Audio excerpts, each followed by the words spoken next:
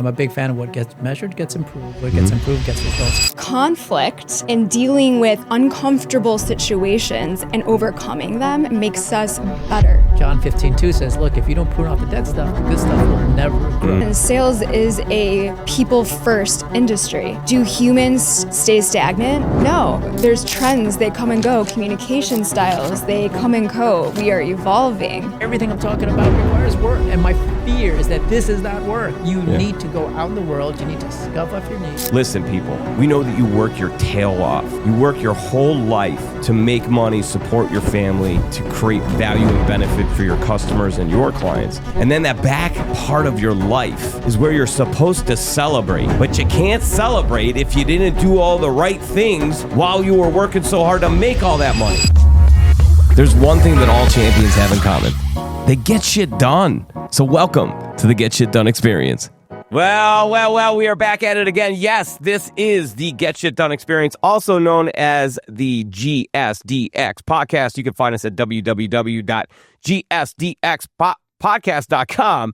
Easy for me to say. You know, I have a chance to interact with so many fantastic people, and it's like a license to learn. It's kind of like a license to steal, but it's more like a license to learn.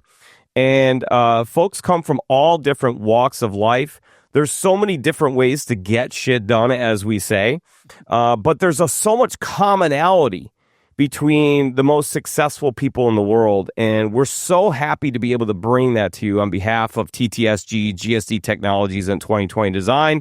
And that is where we're coming from, by the way. So you'll hear ad reads throughout the podcast. Please pay attention to a few of them. If you're looking for some of the services that we provide, you know where to go. Without further ado, first, before I get into our special guest, I want to welcome a sales professional extraordinaire. She's a leader. She's a networker. She is cutting edge. She's out there with the people. She's doing the do. And she's just a fantastic human being. And that would be the one and only Lauren Klaus. Yeah, you'll have to add one of those like clapping. There will be clapping. Yes, we will definitely add that. I haven't put that onto the board here yet because I did put it on the board, but then I had to take it off of the board because I was overusing it. Oh, I totally would. And I was like, I don't think every time the guest says something, I need to like have like a clap or oh my God, some sort of a horn. I would be a menace. I would have like the like it would be insane. Yep. So that type of thing was happening. You know that I'm a child at heart, so I have to do things to keep myself from being super childish. But again, Lauren, it's so fantastic to have you here and joining the show, and we look forward to your perspective and the value that you can add to this. But as we know, the introduction that you made is with the one and only Adam San Juan. And I feel this inclination when I hear Adam's name to say it like a soccer announcer. Yeah, it's like, a pretty... Adam San Juan! You know what I mean? Like, it's just, that name is just a brand in itself. It's such a great name. So, Adam, if you're wondering, if you want to play along, you can check him out on LinkedIn. He's all over the place, and you're going to find out that this gentleman is very, very well known as it relates to networking and doing fantastic things, and he's an author. So before we talk about that, though, I want to talk about the fact that he's the managing director of RWS, which is Retirement and Wealth Strategies. Listen, people, we know that you work your tail off. You work your whole life to make money, support your family, and to create value and benefit for your customers and your clients. And then that back part of your life is where you're supposed to celebrate. But you can't celebrate if you didn't do all the right things while you were working so hard to make all that money. So if you are looking for a way to get started or to amp that up to the next level, Adam San Juan is the person that you have to call. And again, his information will be in the links. Again, retirement and wealth strategies. What could be more important? Protect your assets, protect your livelihood, protect your retirement. Adam San Juan, do the do. Let's go. That's what we're talking about. But that's not what we're going to talk about today. What we're going to talk about today is Adam is also owner, author, and publisher of Argo Publishing LLC. That's ARGO Publishing LLC. Check that out as well. He's the author of 5 books, and you will see them throughout this podcast as we hold them up if you're watching on YouTube. So here's the title of the books. What are you looking at? What are you looking at? I wonder how you say that. There's ways that you can say different things. It's like, what are you looking at? What are you looking at? What are you looking at? It was on purpose. Right. That it was ambivalent. Like. Okay, so it could be it could be, what are you looking at? What are you looking at? So there's always savings, but it's about way more than savings alone. Total Technology Solutions Group redefines managed print services. Excellence is the minimum standard. TTSG is a true managed print service provider, deeply understanding your technology and business goals. Your business is unique. Our solutions are tailored to your current and future business goals. Our customer-first approach empowers and delights. TTSG can ensure your technology environment will scale as your business does. So as you navigate business and constant change, partner with TTSG for premium advisement and seamless implementation of your technology goals. We set the bar high. Your people deserve it. Peace of mind. Powerful innovation. TTSG.com. The impact of answering and how it changes everything. The second book, the most honest book on prospecting, selling, and serving 401k plans. And the third book is What Am I Doing Here? Your guide to the unseen influences of your surroundings. The fourth book, jackpot, Lola Lynn's Journey to Vegas, a biography about my mother that captures her remarkable story. And by the way, Adam's mom is looking for her movie. So Hallmark or whomever that wants Lifetime Network. If you want to pick up this book and turn it into a movie, you're going to make a lovely lady's dream come true. Those 4 books focus on human behavior and unseen influences. Adam, welcome to the show. Thank you. And what is the 5th book? Well, the 5th book's a lot of fun. It's called Gen WTF. And its subtitle is a lot of fun, too. Its subtitle is 4 Generations, 1 Workforce, 0 Happy Employees. Let me hand this over. Let's hold that up here.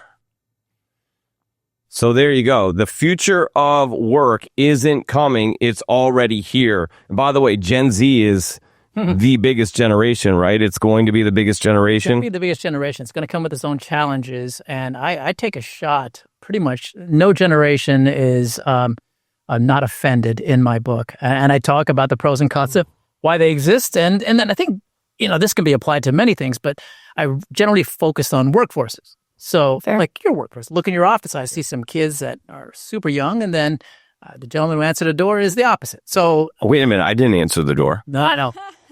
But the question is, how do we all get along? And I'll share with you an interesting story about that.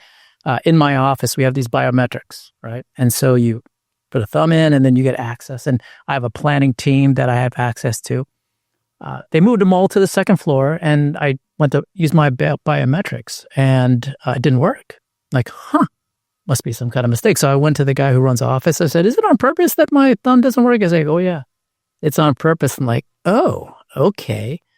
And I said, well, explain it to me. Why is it that? And they said, well,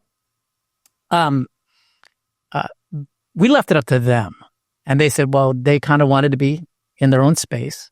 And they said, you are a bit of a bull in a china shop. I'm like, that's fine. Fair. I appreciate that. We like that. Yeah, exactly. Look, I believe if you're right there in the office, let me come in and just, hey, instead of sending this manifesto, let me just talk to you about that. No, they just wanted to do that.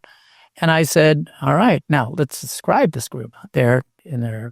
Everyone's lower than 28 years old. And so I sent my colleague and I said, hey, John, what's the best preferred method of communication between you and I? He goes, well, send me a message on Teams. And if it's an emergency, call me. I'm like, God, all right. Now, that's how it is. As an Xer, I'm like, hey, man, yeah, you, dude. I mean, look, if I've got something to say, I'm going to do that. But that's what you walk into a restaurant and you say, I would like a steak. What is the first question they ask you? How do you like your steak? Guess what? I asked, this is his preferred method of communication. So in this book, I talk a little bit about, hey, what adjustments do I need to make? Yeah. As a Gen Xer to speak to a millennial or a Gen Zer. You pointed the thumb instead of the finger, which is really interesting. So you're thought process here is everyone's going to be offended, but you also are taking some accountability. And I love that question, not only from an internal culture standpoint, because you have to collaborate with your teammates and, making people feel most comfortable in their setting is typically going to get the best result. But it's also such a great question in sales. Oh my God, yeah. Well, you talked about the internal part of it, the other parts of it. So, hey, externally, you have to understand when you walk into a room, we're cookie cutting it instantly. We have to say, okay, so how do these people like their steak? And sometimes they'll be very blessed to tell you. Other times you're going to have to, what is the phrase? Listen with your eyes. They'll tell you. But that takes some practice. And that's what the first 2 books speak to. You mentioned a book about 401ks. That book was for the industry. When I changed my role in the industry, I said, let me get everything out of my head. I said, look, if my mom said, look, leave it better than it was when you first got here. And this was my way of sharing, what I knew to the rest of the people in my industry. So that if you want a book that will put you to sleep, go for it. That'll do it. I mean, that's the one. But the other ones are all human-based. And I think I've always been fascinated with people because sales are sales are sales. And they say you need 2 things to be successful. You need competency and you need charisma. You can have all the competency, you have no charisma, just stuff. But you can have all the charisma, but no competency. And we know people like that as well. So how do you balance the two? The competency is gettable. The charisma, you're going to have to kind of figure that out. That takes practice. And so enter the human series, as I call it. The first one is titled, What Are You Looking At? And that's the impact of answering and how that changes everything. The second one is called, What Am I Doing Here? And the unseen, the guide to the unseen influences of your surroundings. The third one, which I haven't written yet, and that's coming out either later this year or it's coming out the first of next year. Trying to collaborate with my niece to put that one together. Oh, that's beautiful. It's an interesting story, but I find that as my publishing career continues on and my authoring continues, I'm finding myself giving more power to other people. This is a 19-year-old girl that is in a business program at her college. What would that look like on a resume to say she authored a book over the summer? Oh, I mean, amazing. And then so it isn't about me anymore. It's like, how can I raise other people up? That one's called, What Was I Thinking? And that is, I haven't found the subtitle of that, but basically it says, do you have a process for making good decisions? And I outlined the 3 different kinds of decisions that are made. How are they made? And then I weave in some real life stuff into that. That I would say would end my Adam as the author career. I remember going to Panera and I saw this guy and he had all these books laid out. And I didn't know you could do this at Panera. I guess you can lay out a bunch of books and sit there and wait for people like, oh, you look like you're selling books and you can buy. I don't know why they kicked this guy out. Okay. Yeah, I didn't know that. What was crazy was I went to talk to him. I looked at all his books and they were all Christian based. And I'm fine with that. And they all led to Jesus is your Savior. Fine. That's good. And I said, I didn't want my books to all say the same thing, right? It's like, I could keep writing and writing. I can take 3 chapters of this and turn it to its own book. It's like, that's lazy. And then, sometimes too much is too much. Just say what you need to say and then be done with it. That's my struggle. That would be my biggest struggle. Yeah. I'm the wordy, too much.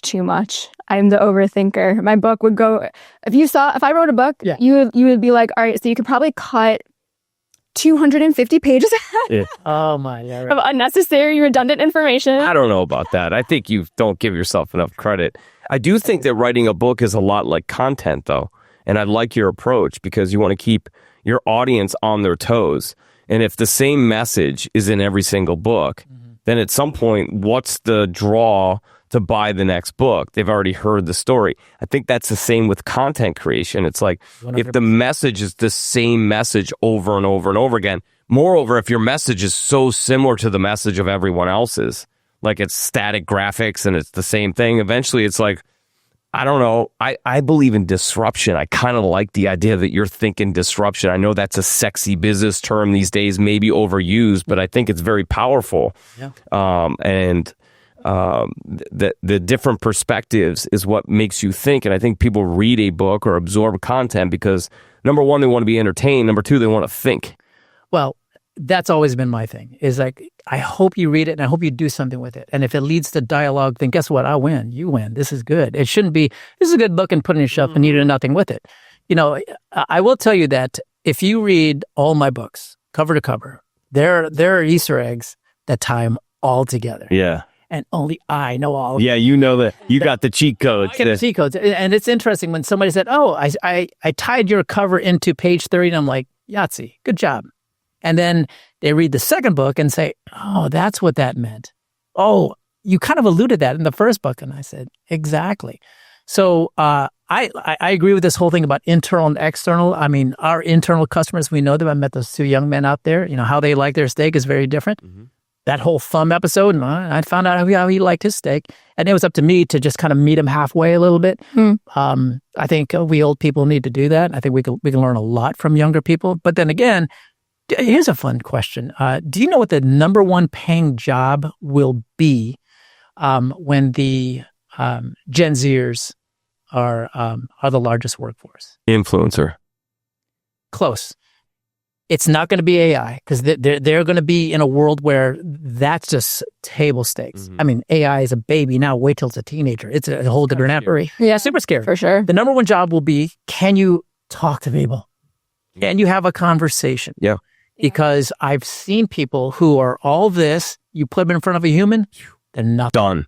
And so, look, hey, I'm looking at you right now. You Gen Zers and millennials, knock yourself out. But you better find a way to get people skills because this is only going to take you so far. I've seen it firsthand, and they melt.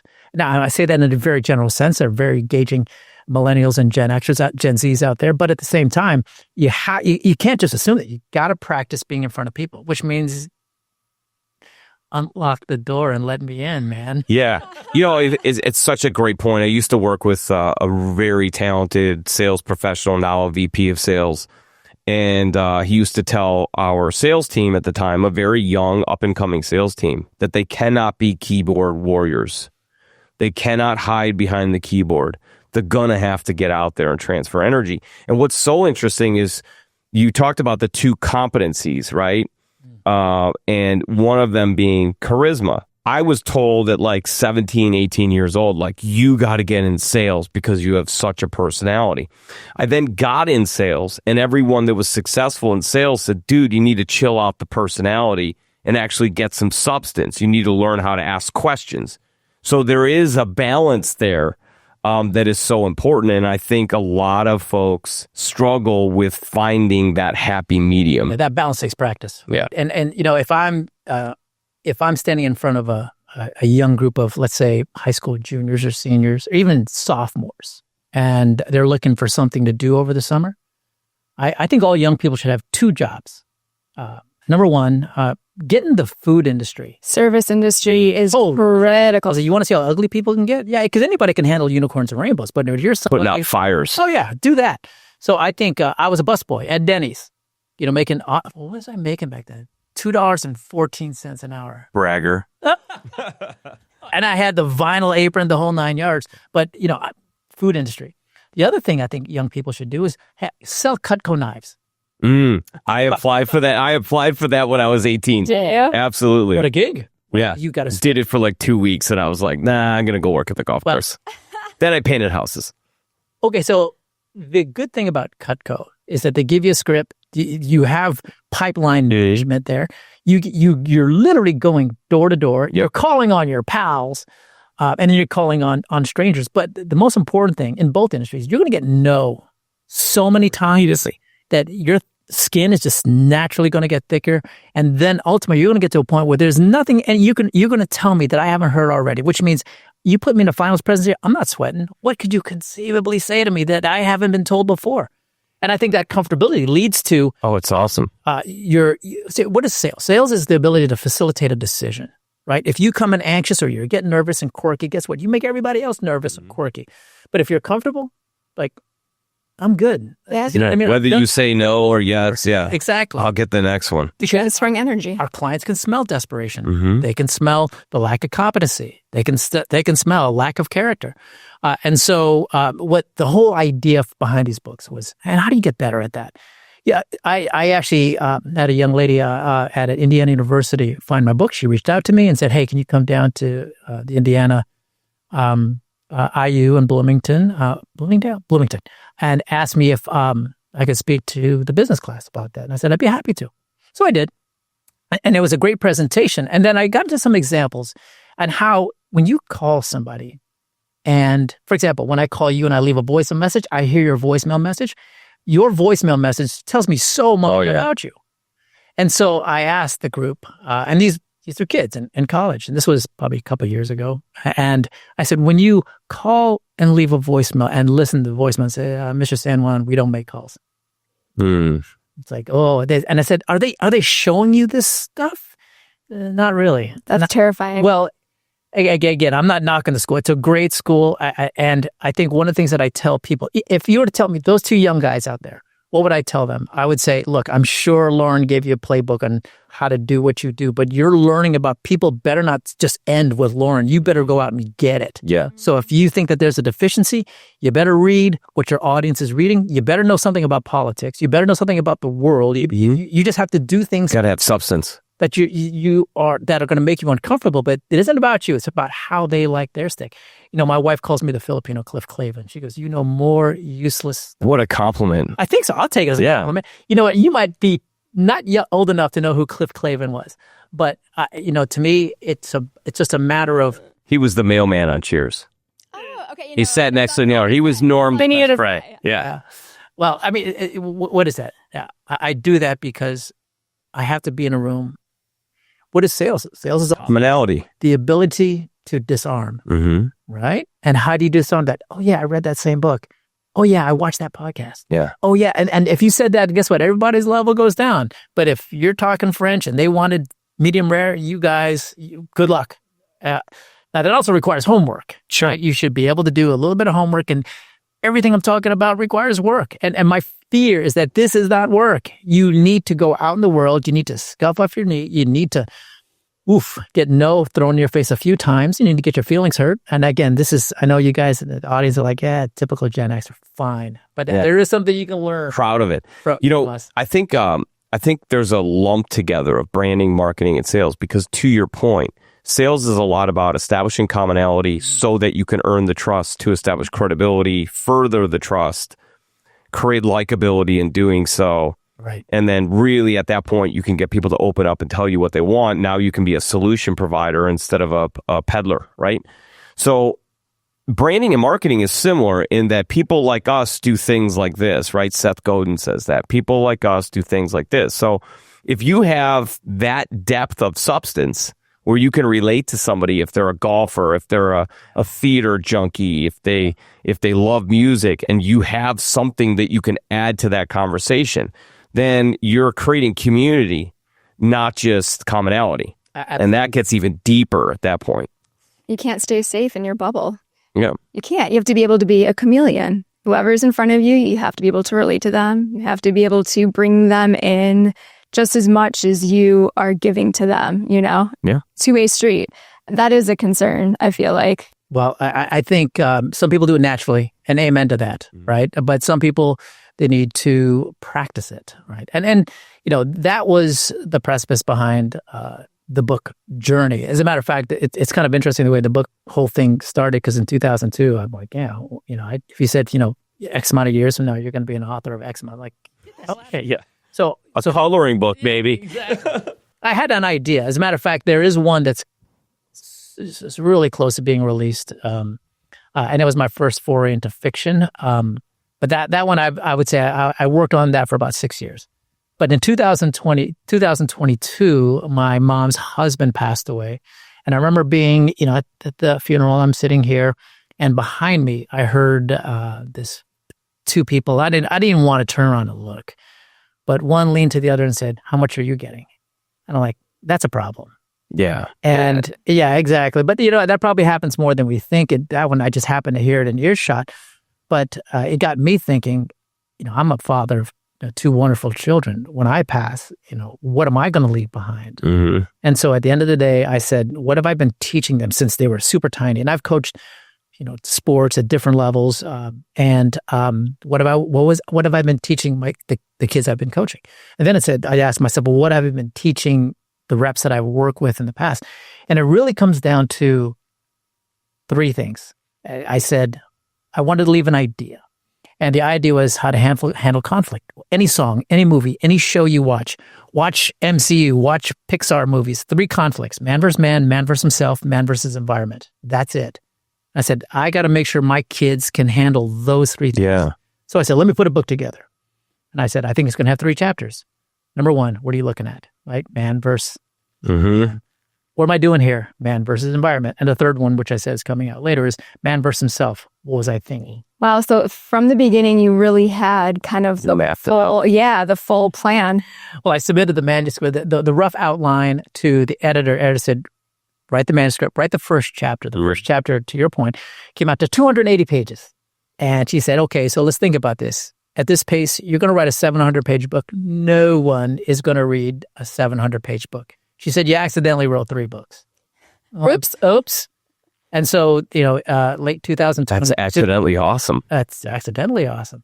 And so after I wrote the first one, it came out, well received. And in the meantime, I'm staring at this second one like, oh my God, I was going to say every other year. So 2 years in between. But that thing was burning a hole in my desk. And then the people who were the first one said, when's the second one coming out? I'm like, oh, hell. So how flattering is that? It was the beautiful part of it. It wasn't intentional. It's like I accidentally put together something. Some people talk about writing a book. Like I said, I accidentally wrote 3. Now the question was, sequence. And so I said, you know what? If that's what my audience wants, I'm going to give it to them. Yeah. So the second book came out, which was the second human book, right? Which is What Am I Doing Here? And then the third one's coming out later on this year. But those were the 3. That was the precipice behind all 3 books. Is just that handling. Dude, it's just about handling conflict. Right? Anybody loves it when it's unicorns and rainbows, but when these guys get a no, how do you handle that? And that no can come into conflict, can come into one of 3 forms, right? You versus me versus, the world, and then me versus myself. So I actually ran with that, and the books were born. And then Argo Publishing was born. And now, like I said, I don't know if there's anything, we talked about this earlier. I think I'm done writing I probably have a few other things to say, but I'll save that for another time. But right now, I just help other people write books. I love it.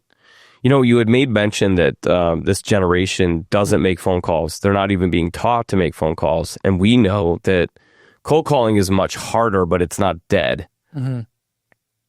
What I think is really important that this generation maybe could be really good at is they grew up with social media and a phone in their hand.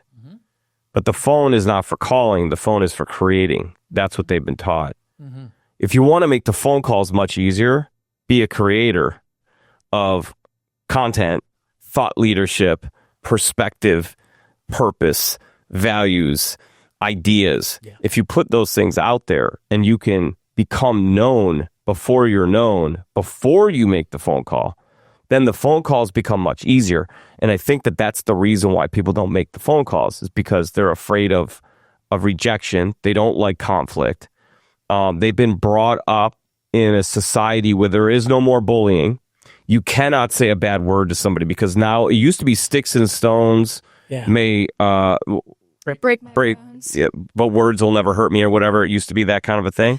Now it's like, apparently words will break bones now. So, and that doesn't necessarily make them soft. It means that they've been conditioned to be so hyper respective that it's actually the opposite. I am so opinionated on this topic. When I tell you, this is kind of one of my pet peeves in general. I mean, not just, obviously it matters in sales, but just in life, right? Yes, there is mental health that we need to protect and be aware of. That's a given, right? I don't think that needs to be debated to any capacity. However, conflict and dealing with uncomfortable situations and overcoming them makes us better. Oh, it makes us more capable. It makes us grow, right? So if every single time you're uncomfortable, you're told that, oh, that's anxiety, you're uncomfortable, you're nervous. It's now going to be labeled this. And again, yes, those things absolutely exist, and people need help that have, more extreme versions of that, 100%. However, every uncomfortable feeling and every nervous feeling does not equate to you having a disorder. And I think that the common theme I've been seeing is it's like, instead of saying, oh, I feel this way, but I'm going to push through it and overcome, so that task gets easier and easier and easier, it's completely avoided. So they don't learn the skills. They don't know how to ruminate in the uncomfortable situations. They don't know how to approach conflict. And it's like, at some point, life doesn't care. Life doesn't care. Yeah. You're going to get thrown into it whether you like it or not. Either does the client or the prospective client. 100%. They really don't. I mean, in business, are you kidding me? Yeah, they don't care, and your boss doesn't either. So I mentioned that in the Gen WTF book too. The two young men out there, if I were to talk to them, I'd say, talk to me about your audience. If you were a store and people were walking into your store, what does that physically? What does that animal look like? Demographically, where do they live? What is their income? What is their spending habits? I mean, obviously, that more information is possible. What I tell the young people is this: when you are reaching out to me, asking for me to make a decision, buy whatever you have to sell, I said, you better know something about me, which means I'm 56. I'm a Gen Xer. Mm-hmm. I make decisions in a very specific way. You better come to my table the way I want my steak. Mm-hmm. It won't go your way. Now I'll accept. And then maybe there's some social media Gen Xers that are just monsters. And I love it. I'm like, oh, this is awesome. This is awesome. Kick their ass. But for the young people, I say, look, the person you want generally has money. You know who has money? Old people like me. Yeah. You know what I mean? And I'm not saying I'm rich. All I'm saying is that, generally speaking, I've been around the planet 50 plus years. Yeah, we tend to accumulate wealth. Exactly. So guess what? If you're going to approach somebody, and your client, you better come to them the way they like it. So they shouldn't be sending you a DM from AI that's 12 paragraphs long that their marketing department thought would be an easier way of getting an appointment, instead of doing it the human way, where, I've received 7 DMs in the last day that were AI driven, and my response has been, I don't like your approach. I won't do business with you. I'm sorry. Like, if you don't have time my whole life is on LinkedIn. Like, I tell you everything because I want you to know me, because if you know me, then there's a stronger likelihood that you may like me, or you don't like me, which makes it much easier for me to eliminate you from the continuation of thinking that there's a chance that we might do business. If you don't like me, you just tune me out. But if you like me, it's because you really, really know me. I might be the easiest person to sell to. All you have to do is watch 5 videos or 5 clips, and you know exactly where I'm coming from and how to relate to me, and so on. So I think that there's this interesting thing where, like, technologies come into play, and it's actually to make things more efficient and easier, but it's actually hurting the message that you're giving. Well, it's you brought up a good point there about the young people and the DM part of it. I spend a lot of time talking about that. Yeah, here's the reality of it. In 5 years, boomers are basically out of the workforce. Mm-hmm. Silent generation, they're pretty much gone. I've got 15 years before my generation is done with the workforce. You know who's left? Millennials, right? Oh, who, me? Well, you know what happens when you leave? It's going to be the Gen Zers. And what does that mean? This is going to be normal. That's what scares me. What's even more terrifying, though, is when we talk about writing in general. If the typing is your preferred mode of communication and you can't form a sentence, if you can't convey your own voice in written word, then in sales, you're going to be in a big rut. Well, here's the other hard part about it, right? Is I can only talk to 5 to 15 people with substance in a day, with real substance, transfer of energy, actual fact finding, real collaboration, really getting to the nitty gritty, getting to know each other. But I can email 40,000 at once. And that's where the problem is going to be, is that the noise will never be broken. The way you break the noise is you actually humanize and you get to know somebody. So we're knocking a little bit of the younger generation, but let's be honest, I'm a Gen Xer too. What are we flawed with? What should we be learning from Gen Z and millennials that maybe we're not doing, even though we got 15 years left? Yeah. We're not saying we're perfect. There are things that we are definitely do wrong that we could learn. What in your research, what do you think that the Gen X group could adopt from millennials and Gen Zers that would make them even better, and it would make it easier for them to relate to the millennials? Let's get rid of this button number here. 0 happy employees, right? I mean, 4 generations, 1 workforce. Why can't everybody be happy? And so, when I put this together, I did there's a section toward the end that talks about the devil's advocate, which is, throw stones at this thing. Tell me I'm wrong. And one of the questions I posed that I answer there is, well, why don't I just hire a bunch of Gen Xers? It's like, F these cats. No, I'd say that here's what we can do is if I ran a company that had that diverse of a group, I would just find a way to make time so that there's a good transfer of experience and knowledge between the generations. You just have to do that because, I happen to be very good at tech. For my age, sure, we can text and all stuff, but I can land airplanes with my iPad. Not normal. I'm going to pull the Asian card out and say it's probably because I'm Asian and we're good at that. Congratulations. Yeah, you're welcome. But I think that I would have a very dedicated time to where you guys have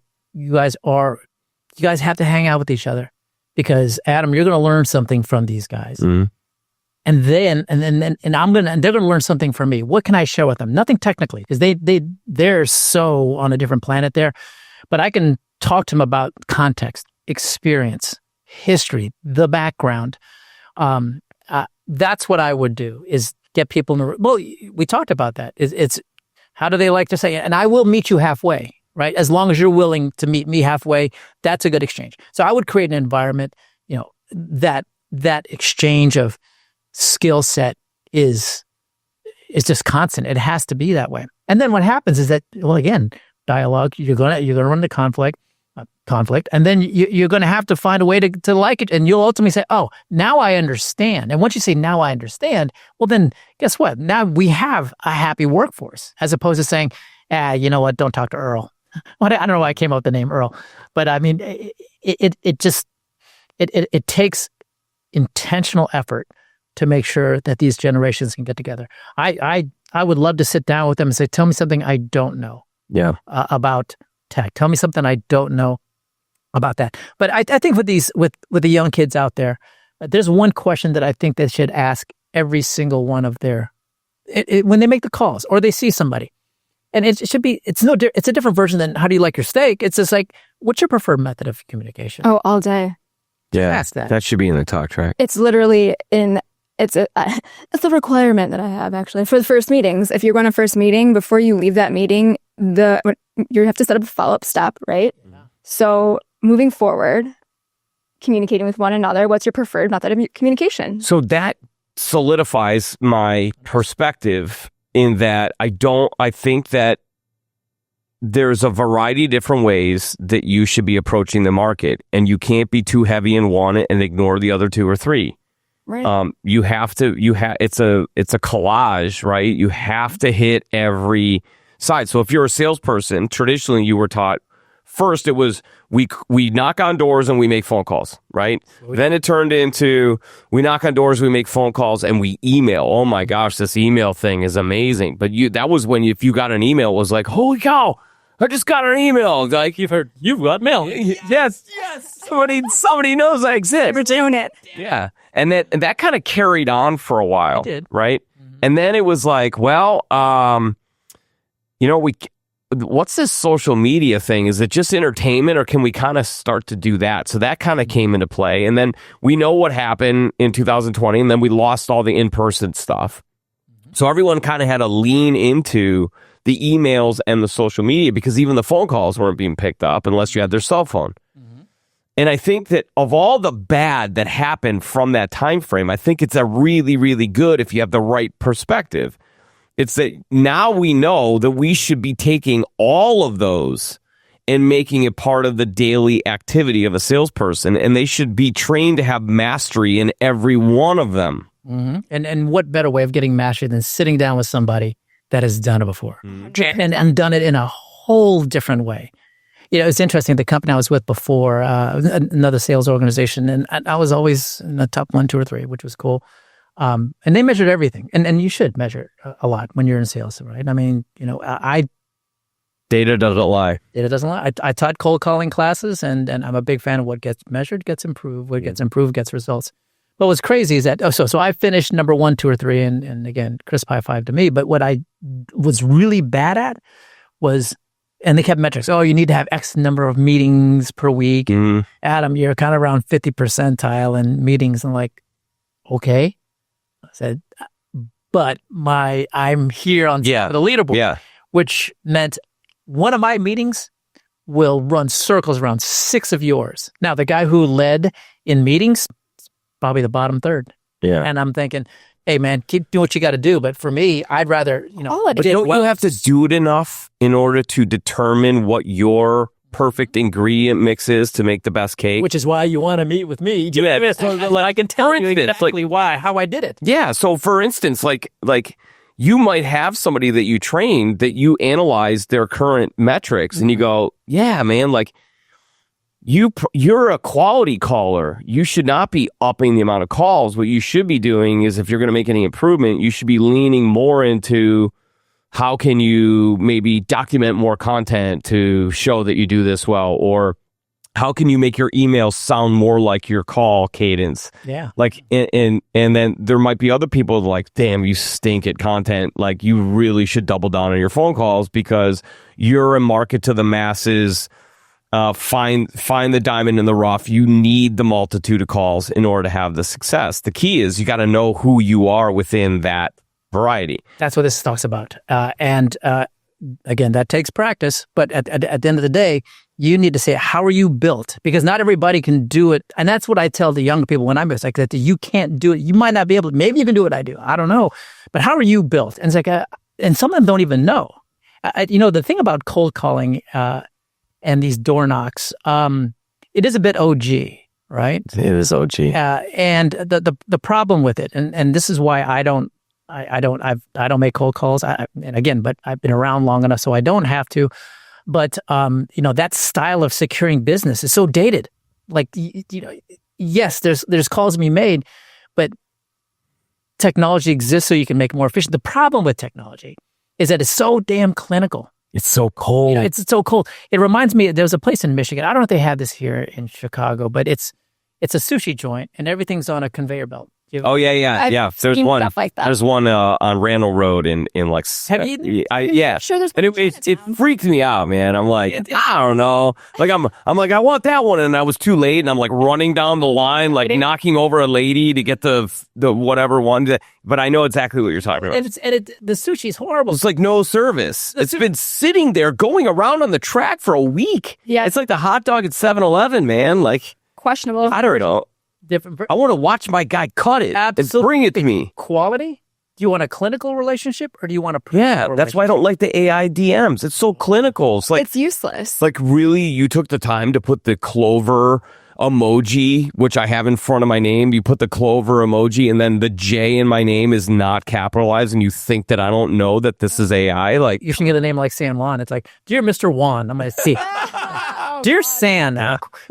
This is, one of the things that I talk about with follow-up. So I met with, there's a client that I met with and I met with their employees and I sit down one-on-one and I talk to them, take very copious notes, literally stone tablet, chisel and hammer. Oh, that's right? Me too. And I do, and you've seen me do it and I know I've watched you do it too. That's just stylistically how I do that. And, that idea of writing stuff down and following up. I think follow-up is key. If you're going to, I don't mind doing this. Yeah. But that's what you're going to do. On the follow-up. But you got to customize it. It can't be dear valued customer. Oh. And so when I send my follow-ups, I should, tonight at our event, I'll share with you some of the follow-ups that I do. but it was, hey, thanks for being in our meeting last week. It was a pleasure learning about you and your husband and your goals to retire in 3 years. And your comments about credit card debt resonates with me. Yeah. And your dog Fluffy is awesome. You know what I mean? Like, you got my attention. Yeah. And I should show you the response that I got. The lady Mary sent me a note. She goes, thank you. I'm really looking forward to working with you. I really connected with you as opposed to the other guy. I'm thinking, why? Because I did this. You paid attention. I paid attention. Yes, and you appealed to their humanity. You appealed to their emotions. Everybody wants to feel unique and special. Everybody wants to feel like what I'm saying matters. And those automated emails take everything that is the meat of what is the point of sending the email out of the email. So at that point, why bother even sending it? You're not getting anywhere. So I'm scrolling through LinkedIn today. Yeah. And it was a shared post. And the reason that I saw it is because somebody that I'm a first connection with, who was a previous podcast guest, who I really admire and love and think, Jared Gibson, how are you, buddy? He had liked and commented. So if my first connection likes and comments, it shows up on my feed that he liked and commented. Hence the value of LinkedIn. It's like your community shows you what you should be looking at. The post was a shared post by another person. Obviously, he follows. So now I'm introduced to that person. So now we can connect with that person. But here's the amazing thing. It was a car show with an interviewer interviewing guests walking around at the car show. It looked just like the Chicago car show at McCormick Place or whatever. Beautiful cars. Clear as day, looked absolutely perfect. And at the top, it says, this is 100% AI. It's completely fake. And it scared me to death because if I didn't read that, I would have known for a fact that that was real. I would have thought for a fact that that was real. And I would have thought to myself, there's a car show going on? Normally they're at this time of year. Like, where is this car show? It was 100% AI. Every person, the whole dialogue, and it literally looked like WGN was out at the car show doing the interview. It scares me to death because when you think about that, AI could be persuading us to think and do things in a certain way without us even knowing that it's AI. We think it's a real human that with real emotions and a soul influencing us to think a certain way, and we're being persuaded to do so. And it turns out that it's AI. And who ultimately runs AI? We don't know who's running AI. Like, trace the money, right? That's what they always say. Like, you want to find where the crime is really coming from? Like, trace the roots back to the money. Where's the roots back to AI? Well, is it evil? But is it evil? Is it? It's bias. What is it? It's, and in my opinion, you can ask it a couple of questions, and the bias will kind of show itself. And again, this is AI as an infant. As it gets older, maybe it'll mature out a little bit. That's going to show up at the door and ring the doorbell. I feel like it has to become decentralized in order for it to actually affect humanity in a positive way. It cannot be programmed by a corporation. It's getting close, Lauren, because there are a number of options available other than ChatGPT, right? Have you found one that's decentralized? Because I've been looking. Well, the fact that another one exists means that, it's not ChatGPT, but Claude AI is a pretty good one. I heard Grok is a decent one. There's one, overseas called DeepSeek. They're all kind of doing the same thing, but does a bias exist? Of course it does. Babies do like chocolate, and guess what? There's a lean toward that. But I think over time, it'll ultimately correct itself. But this is what I would love to ask these young kids. It's like, dude, I'm old. How do I deal with this AI? Yeah, that's I want what they got to say. And they'll say, well, this is what you should know. I'm like, thank you. Now I know. I would love to ask, hey, any of you Gen Zers out there, submit, your comments down below. But it would be really cool to say, how are you managing the AI experience? Now, they might say, it's completely normal to us. This is what we do. And we know, I don't know what kind of thin slicing they do in their mind to say that's fake. But teach me that skill. And do they think it's awesome or do they think it's scary? That's a great question for them. I'd love to know. Old people think it's scary. I think it's scary. I think it's scary because, I can feel your energy. Mm-hmm. I know you have a soul. I know that you are delightful just from a brief interaction. Yeah. I don't know your complete past, but I get a vibe that you're well-intended. Mm-hmm. Right? and you're documented. So your brand is out there. Yeah. So I can go, okay, so let me read a book, I get a flavor, but I can also go, let me interact with some of his customers, see what they have to say. Absolutely, yeah. That's cool. I can vibe with that. I don't know how to vibe with what AI is telling you. Yeah, it's scary how that works, but these are all wonderful questions. But this is why you put me in a room with somebody who's much younger than me and say, help me figure this out. And they'll say, well, this is what you need to know. I'm like, thank you very much. And they might say, Adam, this is normal. Yeah. Like, okay, well then this is where our Gen X, skepticism comes into play. Well, what about this situation? What about this situation? And then exchange learns, but AI is not going anywhere. No. I think it's, but the soullessness of it is important to point out, because I think the people who buy from you, they have souls. Yeah. And they will know soullessness. Yeah. They have emotions. Exactly. Well, I mean, in AI, right, I am equally excited as I am scared. And maybe that's like a millennial thing, because on one hand, the whole idea of work smarter, not harder, right? That's like the heart. If there's an easier way to accomplish something, why are we going to take this longer, convoluted path? And that's where AI in business, in your day-to-day life, it's taking the monotonous activities like running data, analyzing data. We talk about, making sales decisions. It used to be manual. Then we have CRMs and we can run reports. But at some point, someone has to take that data, be able to read the report and understand how to steer the ship and why it's the best decision. Well, that alone could take so many hours and so much time. I used Grok for the first time because one of our engineers, who is amazing, was like, hey, you should check this out. I think it's great. Obviously, if our engineer is going, this is great, I'm going to try it. Mm-hmm. And I was blown away. It took something that had previously taken me probably a month worth of time, just because you have life to attend to. Absolutely. Right? Absolutely. And it did it in about 10 minutes. That's some scary stuff. I'll tell you a funny way that I used AI. This was last year, and it was, I think, late September, and it was for fantasy football. I'm like, you know what? This year, let ChatGPT. That's a great application. Pick it. And if you want to know how I did it, that's fine. Let me know. I'll tell you. But here's what the results were. First 7 weeks, I was like 6-1. I'm like, this is awesome. Yeah. And then one of my players got injured, and I said, well, let me try it myself. Like, oh my God.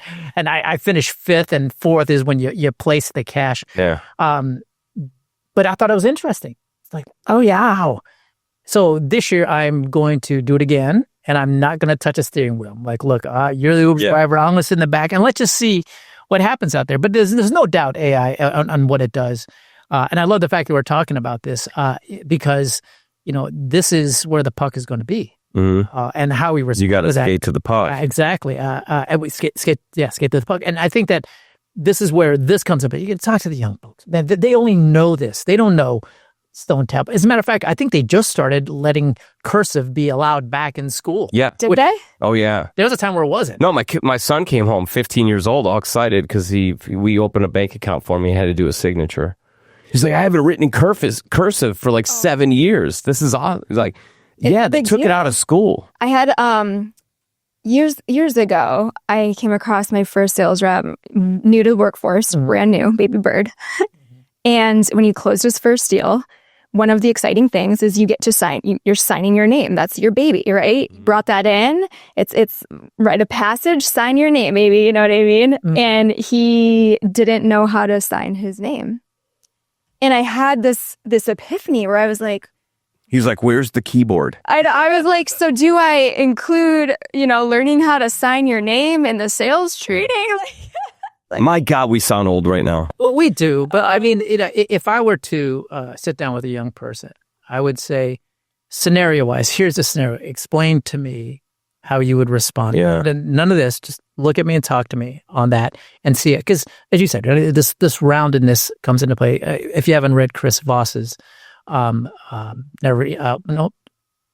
Split the Difference. And Chris, he's a former FBI negotiator, and he talks about how to get people to tell the truth. And when I'm talking to clients, or we're just trying to learn exactly what the scenario is, he has this technique called TED.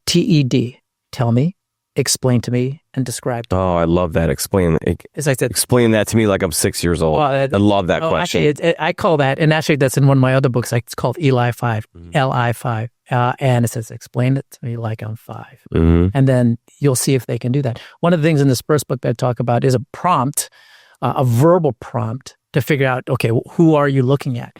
And one of the questions would be, tell me something I don't know about Kyocera copiers. Just say, tell me something I don't, and then the 4 personalities that I talk about there, somebody who is, as I say, triangular will say, well, what do you want to know? Okay, that's me. Yeah. Like, all right, well, what do you want to know? There's a square that I identify here, and that's the person I'll say, well, the history of blah, blah, blah. And then they will just talk to you. No punctuation. They will not blink. They will not move. Everything's perpendicular, and that's how they'll tell you. A circle, as I mentioned in this book, will just talk about how it brought the world together and how everybody's kumbaya. That's cool. And then there's the waveline. Oh, yeah, I see what Kyocera, what they do is amazing. And then next thing you know, there's a level of excitement connected with that.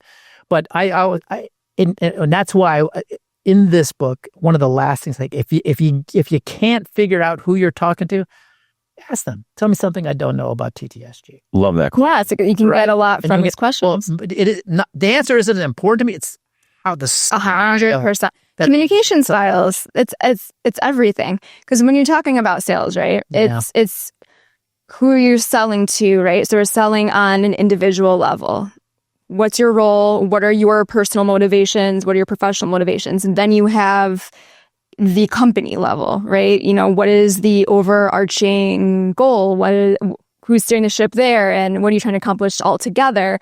And with that, if you don't understand the differences and the different roles and who you're selling to, because let's be honest, like how many people are involved in decisions now? Too many people. A lot of chats. There's a lot of people, a lot of opinions, a lot of processes, a lot of different communication styles. And if you're not covering all of those, something's going to get missed. And then that's how you lose a deal that'll keep you up at night for the next 10 years. Let me jump into the appendix of this, because I wrote this and the editor said, because we went back and forth on, should I put an appendix? And I say, yeah. I said yes, and she said no. And I said, Lauren, the appendix is at the back of the book, just for you, just so you know. Because I literally, Is that a new one? I said it to you to make it sound like you didn't know, but I was actually just verifying it for myself. Exactly. So the appendix includes something called a shaped index. And it says, okay, if you're a circle, square, triangle, rectangle, it says behavioral patterns, body languages, disagreement styles, disengagement styles, effective communication approaches, family and personal relationships, handshaking and greeting, top 5 jobs, top worst jobs. Sweet. I mean, this to me, I put it in the back just so you can say, I love it. You can go back and say, okay, so this person, I even put a section there about how they text. Yeah. And that way you can say, okay, so based upon the text, I know that this person is this, which gives me an idea about how to communicate to them. But let's talk about TTSG for a second, and my industry too. And somebody says, well, what makes you different than the next TTSG? And we can all brag about service. And I would love to ask them, say, talk to me about what happens after you win an opportunity. What does a servicing look like? And I would love to hear what they say. I sold more opportunities selling my service team than I did my actual product. 1,000%. All day. And the core values and purpose of the organization. Well, I took it a step further. Yeah. I said, well, if you decide to move forward, you're going to be working with Sue. When you talk to her, ask her about her 15-year-old son. He's just about to get his driver's license. Yep. And that's it's like, thank you. He's human. Yeah, been there, done that. I know what that's like. I can't wait to talk to her because my son crashed it, right? So it just starts that. They're talking, and then the commonality starts off. So you know who's selling for me? Sue. Yeah. Do you know what I mean? There you go. Yeah. Said that's why. Who's the expert?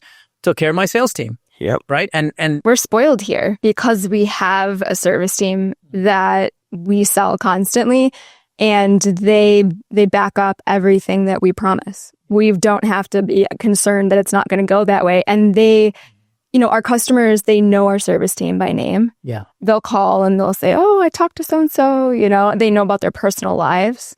Yeah. People working with people. Well, you also have an owner in Tim and a COO in Bob who built the company on service, right? Oh, and part of the reason why Tim bought this or built this company was because he was working at another place and then got recruited away. But one of the things that he really turned him off in the industry was just the lack of service. And then he started paying attention to the industry even when he was out of it and kept hearing feedback about how bad the service was. Well, people kept calling him even though he was out of the service going like, hey, how do we get back with you? And he's like, well, okay, I should probably start a company up again. And that's kind of how it went. So his whole thing has been, look, we're going to do everything in our power to give you the most competitive pricing, the best utilization of your money, not the cheapest, the best utilization of your money, which ultimately means that for the dollar, the service and the interaction with people and the attention to detail and the care will supersede the cost. And so that's kind of been his selling methodology and what they've led with as it relates to a brand. And will continue to do. And the cool part is then the service department absolutely makes it come true and backs it up. And then when the operations team makes the sales team's words come true, IT decision makers, this might sting. Frustrated with IT issues, security threats, and the stress of your technology infrastructure, your technology should blend seamlessly with your business objectives. Technology infrastructure management with limited resources can be exhausting and counterproductive. Do you have an MSP but still have problems and technical hiccups?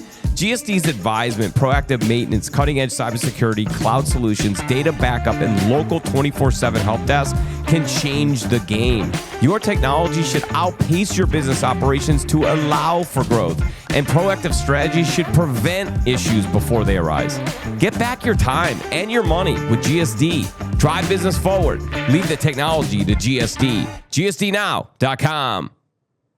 Yeah, us sales guys, we say a lot, and this is why I spend a lot of time. This is why I wanted to get my freaking thumb in there so I can say, can you just understand, how I win opportunities and your role in that and how you can unravel that? Yeah.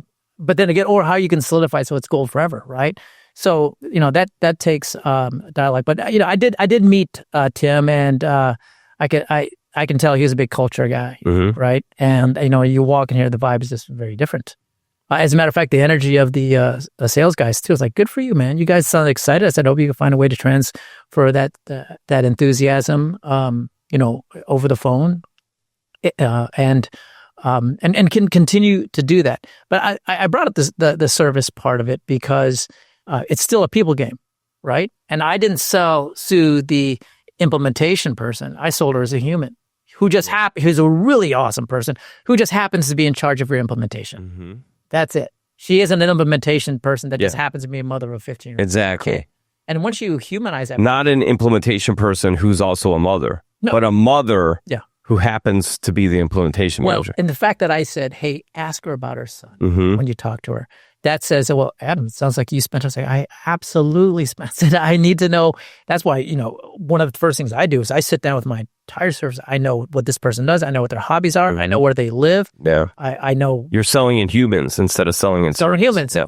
Again, this is where this concerns me. So I would love to ask the younger generation, how are you selling humans? How are you? I'd be interested to figure out how you do that. It's critical. I don't know how you would how would you miss that piece? You know what I mean? Like, you have to build that relationship. Well, here's how you miss it. Because you don't care.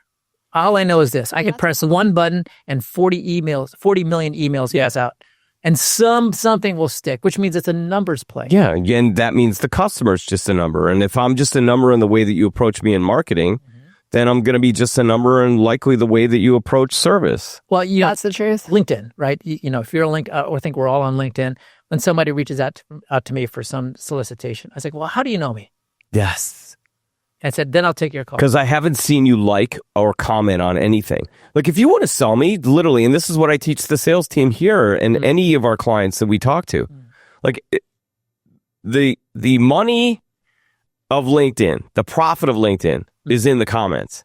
100%. It's not in the creation. But you have to have creation because people are going to go to your profile once you've commented enough to see who's commenting. And at that point, they go, oh, well, that was nice that person commented. But the value of LinkedIn is liking and commenting on somebody's post in a human and substantive way to add to the conversation so that the little red bubble shows up on their phone 10 times Right. When they normally get that to show up 10 times in a week, it showed up 10 times in an hour, and it's all you. And you liked and commented, and then you send them a DM, and the DM is like, thank you for the value you're giving on LinkedIn. I'm really enjoying your content. And there's no ask. It's just a give. Well, yes, that's the key. That's the super key, right? And I think that you've mentioned in what you just said, you mentioned the word value like 4 or 5 times. I'm all about commenting on that, but there's a way to comment right, and there's a way to comment wrong. And so when you comment, it's like, man, that sounds, benign. I mean, just say something meaningful.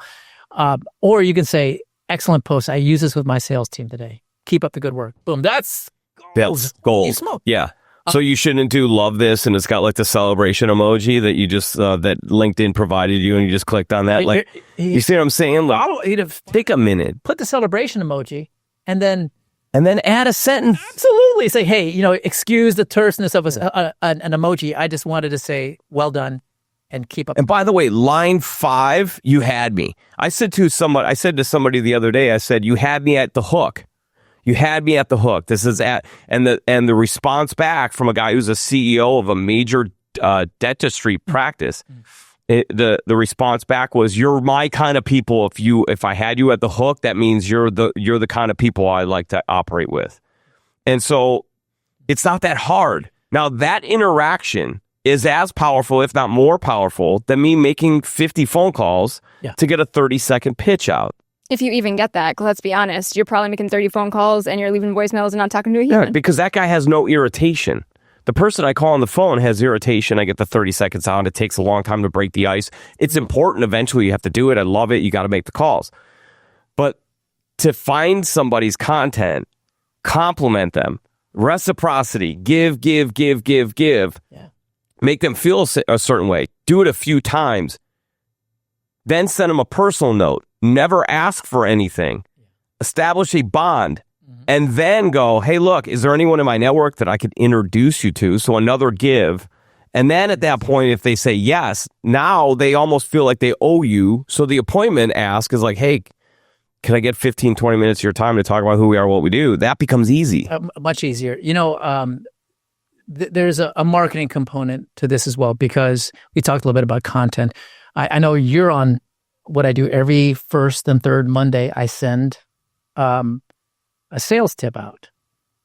And that has nothing to do with 401k. It has nothing to do with anything other than saying, hey, this is something that I think you'd find useful. It's a local story. And to make it more unique, it isn't just an email. And I try to keep it under 300 words. I think that comes out to about 2 minutes worth. It's like a newsletter? It's like an email. It's a value-add email. Yeah, it's like, I just say, because when I get it just looks like he's sending me a personal email. Yeah. Right? But when you open and you just blind copy it, so it's going to several people, but Lauren, yeah. But it's, it's something interesting because, we've talked enough. He knows I'm super nerdy about sales psychology, about human beings. I think we all are. You and I have had deep discussions about the same. So what I'm interested in, and he is tailoring information to that. And it is. It's only sometimes like a couple paragraphs, 2-3 paragraphs, but it's staying front of mind. Yeah. It's the front of mind. But I also take it one more step further. If you want to read it, go for it. But I have a button there. If you want to hear it, click on it, and it's cool. My voice. Yeah. And narrate. Importantly, you click on it, it'll say before you click on it, it'll say 2 minutes and 36 seconds. It's like, I got that. Yeah, I can do that. It's simple. And it's real simple. So there's a company that I'm working with out coaching them on doing something like this to say, when you send out your marketing update emails to your clients, make it audio. Welcome to 2025. And it's not hard to do. I mean, I do that every other week, and that goes out probably to about 500 people. Yeah.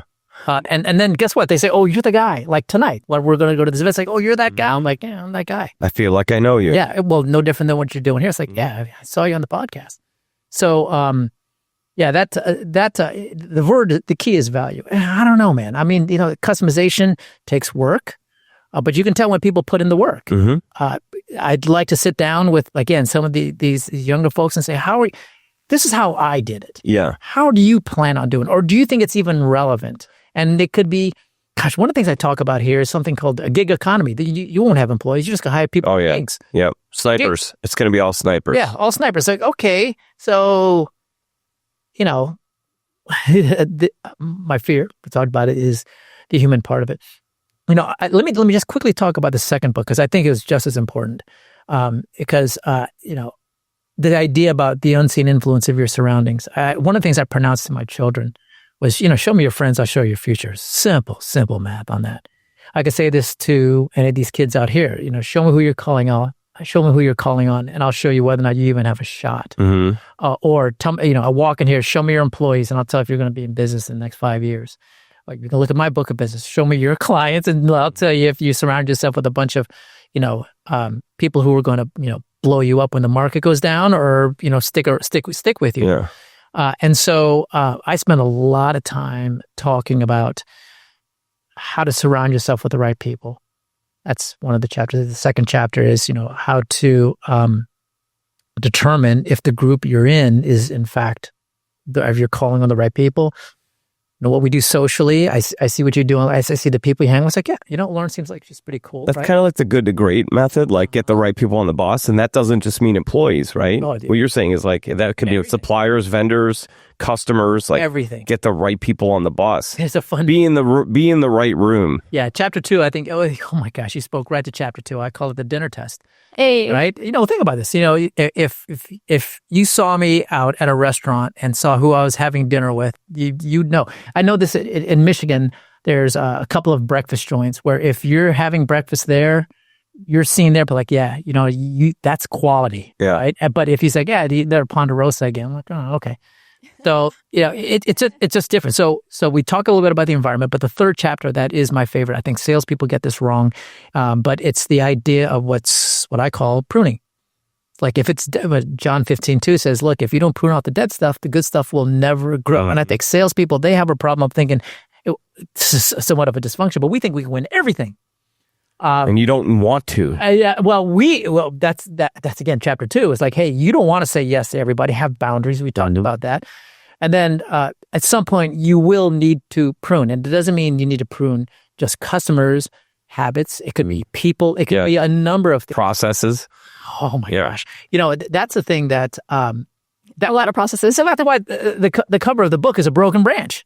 And I say that to me was right off the bat going to be the cover, because too many people have yards that haven't been pruned, they're dialing on people like, dude, that's dead, man. Why are you calling on that? We're talking about sales, but we I've been a part of both sides of the equation. Yeah. Like I've been part of a company that was so hyper-focused on being a sales organization that they found ways to minimize process to make it easier for salespeople to flow and to get jobs done. And then, the operations people kind of had to catch up. I've also been part of a company that was a sales organization that got heavily operational.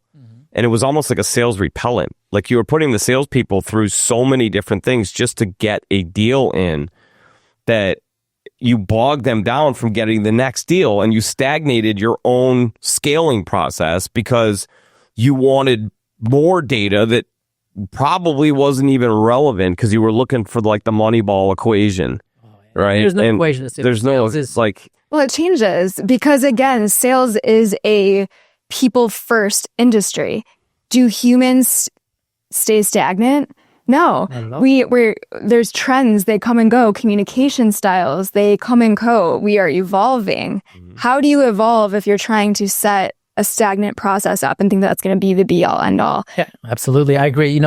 I talk about a personality type that is just that rigid. And guess what? From a process standpoint, pinpoint. But, if you were to summarize this book and its personality types, and then there's DISC and there's, a whole bunch of other ones out there. I put my own take on it. And I think it's a little bit more simple. It's simpler to understand. That book is What Are You Looking At? What are you looking at? Yeah. And it's just, again, it says, what are you looking at? I know how to communicate to you. And right off the bat, like when you and I met in Rolling Meadows, I said, I came up to you and I talked to you and I said, this is somebody I want to continue talking to. But how I came up to you wasn't, hi, I'm Adam. No, however, you did sneak attack. He did lead with, this is what I'm doing on the retirement side. And then he just casually starts talking about being an author and helping people write books. And I was like, hold on a second. Wait a minute. Yeah. We need to rewind because these are like very different very different directions. It's actually really intriguing because you would think that in the retirement, planning industry, you think of a specific personality type. Then you think about, writing, and it's very creative. It's for, and it doesn't necessarily align with the stereotype of what you think. So I was like, who are you, intriguing man? There you go. There's a good adjective, intriguing. Branding. That's what we want to be. It's like, you're interesting. You are not what I expect. That's what I disrupt salespeople. Branding. All salespeople should say. And that's what I would love to ask anybody who said, what makes you different? Mm-hmm. Tell me something I don't know about TTS. You know what I mean? And you go on, and you want to build on that. But you brought up a good point about, efficiencies and how entrepreneurs, they do three things just remarkably well. It's EAD. That's how I remember. They eliminate distractions, they automate processes, but more importantly, they delegate. I suck at delegating because I'm Gen Xer. I'm skeptical. I'll do it myself. Do it myself. Yeah, exactly. Again, I'm a sales guy, man. I'm not about processes. I said, I would love for you to sit down with me and ask me this very simple question: am I in the way of you selling more? What manager would ever ask that? They should ask that. There's a bit of humble pie to that. I'm telling you 100% it should be asked. Good one. You have to ask. And I would want and I would love to, I was a bit of a disruptor at my company. I would say, there's a question you haven't asked me. And I would say, and then they say, well, what is that? Ask me, what could you do to get out of my way to sell more? Yeah, because the question is always, why aren't you hitting budget? Right. The question is always, I shouldn't say always, I should say mostly, why aren't you selling more? Why aren't you hitting budget? Why aren't you hitting quota? Mm-hmm. When I believe in my heart of hearts, after 25 years of seeing it and doing it, the question should be, what can we do in order to help you to get to your quota or budget? And then once you do that, if they still don't hit it, if they don't grab onto that, if they don't make the adjustment, then you got a person issue. There's can do, will do, can't do, will do, won't do, can't do, won't do, can do, right? So like those are the four categories. Like you want the will do, can do, and you want the can't do, will do. Those are the ones you want. The can't do, will do, you can train them. Won't do is a different animal. I like the pronoun you use there, which was if a management team came up to me and said, what can we do? Like, thank you. Right. Thank you. That's good. That means you're in this with me. That means that I have the green light to say, well, okay, if we're talking we, then here's what I think we should be doing. Help me help you.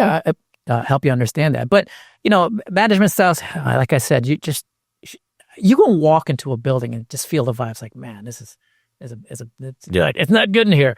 And then one of the things when I talk to my clients is, I ask about turnover, right? And I say, okay, so talk to me about how much turnover. And some have a lot, some don't. Interesting about the generations thing, though, is kind of interesting because I have a client in Michigan and she's trying to hire a vet tech. And she's having the darndest time doing it. And the money's good, the benefit's good, everything is good. And I said, well, where are you getting hung up on? And she said, well, they want PTO. They all seem to ask about PTO. I said, but I did the math on this. Look, take the cash. It's better than PTO. And I said, who are you interviewing? And it was, millennials and Gen Zs. And guess what? PTO is important. Yeah. They don't want awards, rewards, or recognition even. No. They prefer not to have it. I was shocked because as a Gen Xer, I grew up with scoreboards, awards on your desk, tombstones for closing deals, right? Got called up, handed an award by Joe Montana for MVP of the company, like that kind of stuff. And it was like, I'm going to run through walls for you next year. Right? Yeah. And so I had implemented some of these things at a brand management firm. And pre-COVID, it was like hot to trot, right? People were on it. After that, when we started recruiting different generations, they didn't want to come up on stage. They didn't want to be recognized. But what they did want is they wanted the freedom to go work outside for 2 days without interruption. They wanted the freedom to work from home when they want to work from home. They wanted the incentive to be a free day off or half days. Like they want their freedom back, which brings me to an interesting question because I think Lauren will love this because we have these like after 5 o'clock sidebar conversations. We're kind of conspiracy type of. We like some of this stuff. Maybe to that next time. A little sales, a little conspiracy. Yeah, I feel like I feel like we're kind of in a bit of a matrix. I think corporate USA is definitely part of that matrix, and I think that most businesses somehow, some way, got some time with corporate USA, and they've modeled it somewhat after that. I mean, it has to flow a certain way. Definitely believe in process, procedure. You have to have things that are trackable. You have to have data. You have to have some controls. Like, I understand all of those things. I understand compliance. I think that compliance is something that is part of business. People have to comply with rules. I will admittedly say I suck at compliance. So against the grain. Exactly. I fell in line for so long that it broke me, that when I became unbroken, I kind of look at compliance like, really? Does that really matter? Like, but this millennials and Gen Z, I think, have looked at the way the world was shaped for them. And then they looked at the fact that they were lied to for so long. And then they look at the matrix they're in and the policies and procedures and they go, no. No. And you know what? As a Gen Xer, I admire them greatly for that, because they're essentially saying, why can't we get the same result, but do it a different way? Yeah. And what they haven't proven it yet is getting the same result. I hope they prove it. Hey, good luck. You know what I mean? And my job is to say, I'm not going to tell you to do it the way I did, but you should at least know how I did it. Mm-hmm. That maybe you can glean to two or three things. Know how I did it. And by the way, use a different way. But until you prove that your way is better, you better know my way too. And guess what? I'm rooting for you. I'm rooting for you to show me a better way. I'm rooting for you to do it faster, smoother, and easier. So maybe we could have a 4-day work week instead of this lunacy of we spend our whole life inside when all the vitamin D is outside and the sun is shining. Right. And then when we go home, we go home to nighttime. Right. And that's our casual time. It should be flipped. If you really think about it. Oh, 100%. Like, we need the daylight. So I hope they solve the problem. That'd be great. But they haven't figured it out completely yet, where at home fully is more productive than in office and the hybrid system.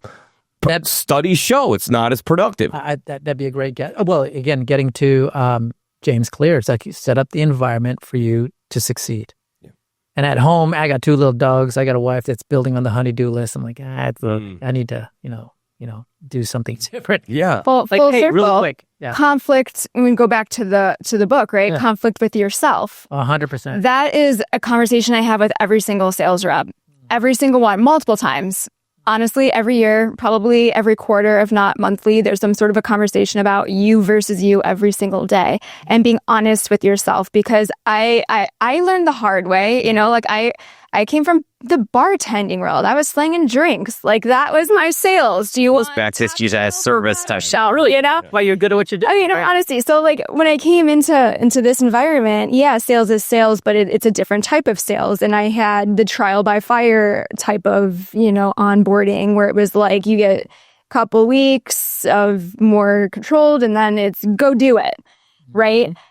And if you're doing something and it's not working, you have 2 choices. You can continue doing it and pretend like it's going to do something differently when you secretly in the back of your head know otherwise, or you can take a leap of faith, do something out of the box, be creative, be a disruptor, right? And that goes into every single aspect of the job. Like, you will not be successful if you can't look at yourself and be honest about what you struggle with and be honest about what you need. Like, I can say, as much as I would love to work from home, I can be honest and say I am going to not be as productive because I need certain environments. And if I'm at home, that environment is telling my brain it's fun time. It's going to the garden time. It's, do art time. It's not focus on the tasks that I don't necessarily want to do. Because let's be honest, we're salespeople. We don't want to do the tasks. That's my point. That's my exact point. Yeah. Is the way human beings are designed by our creator does not fit this system. No. Oh. But human beings need that system in order to fit It's a conundrum.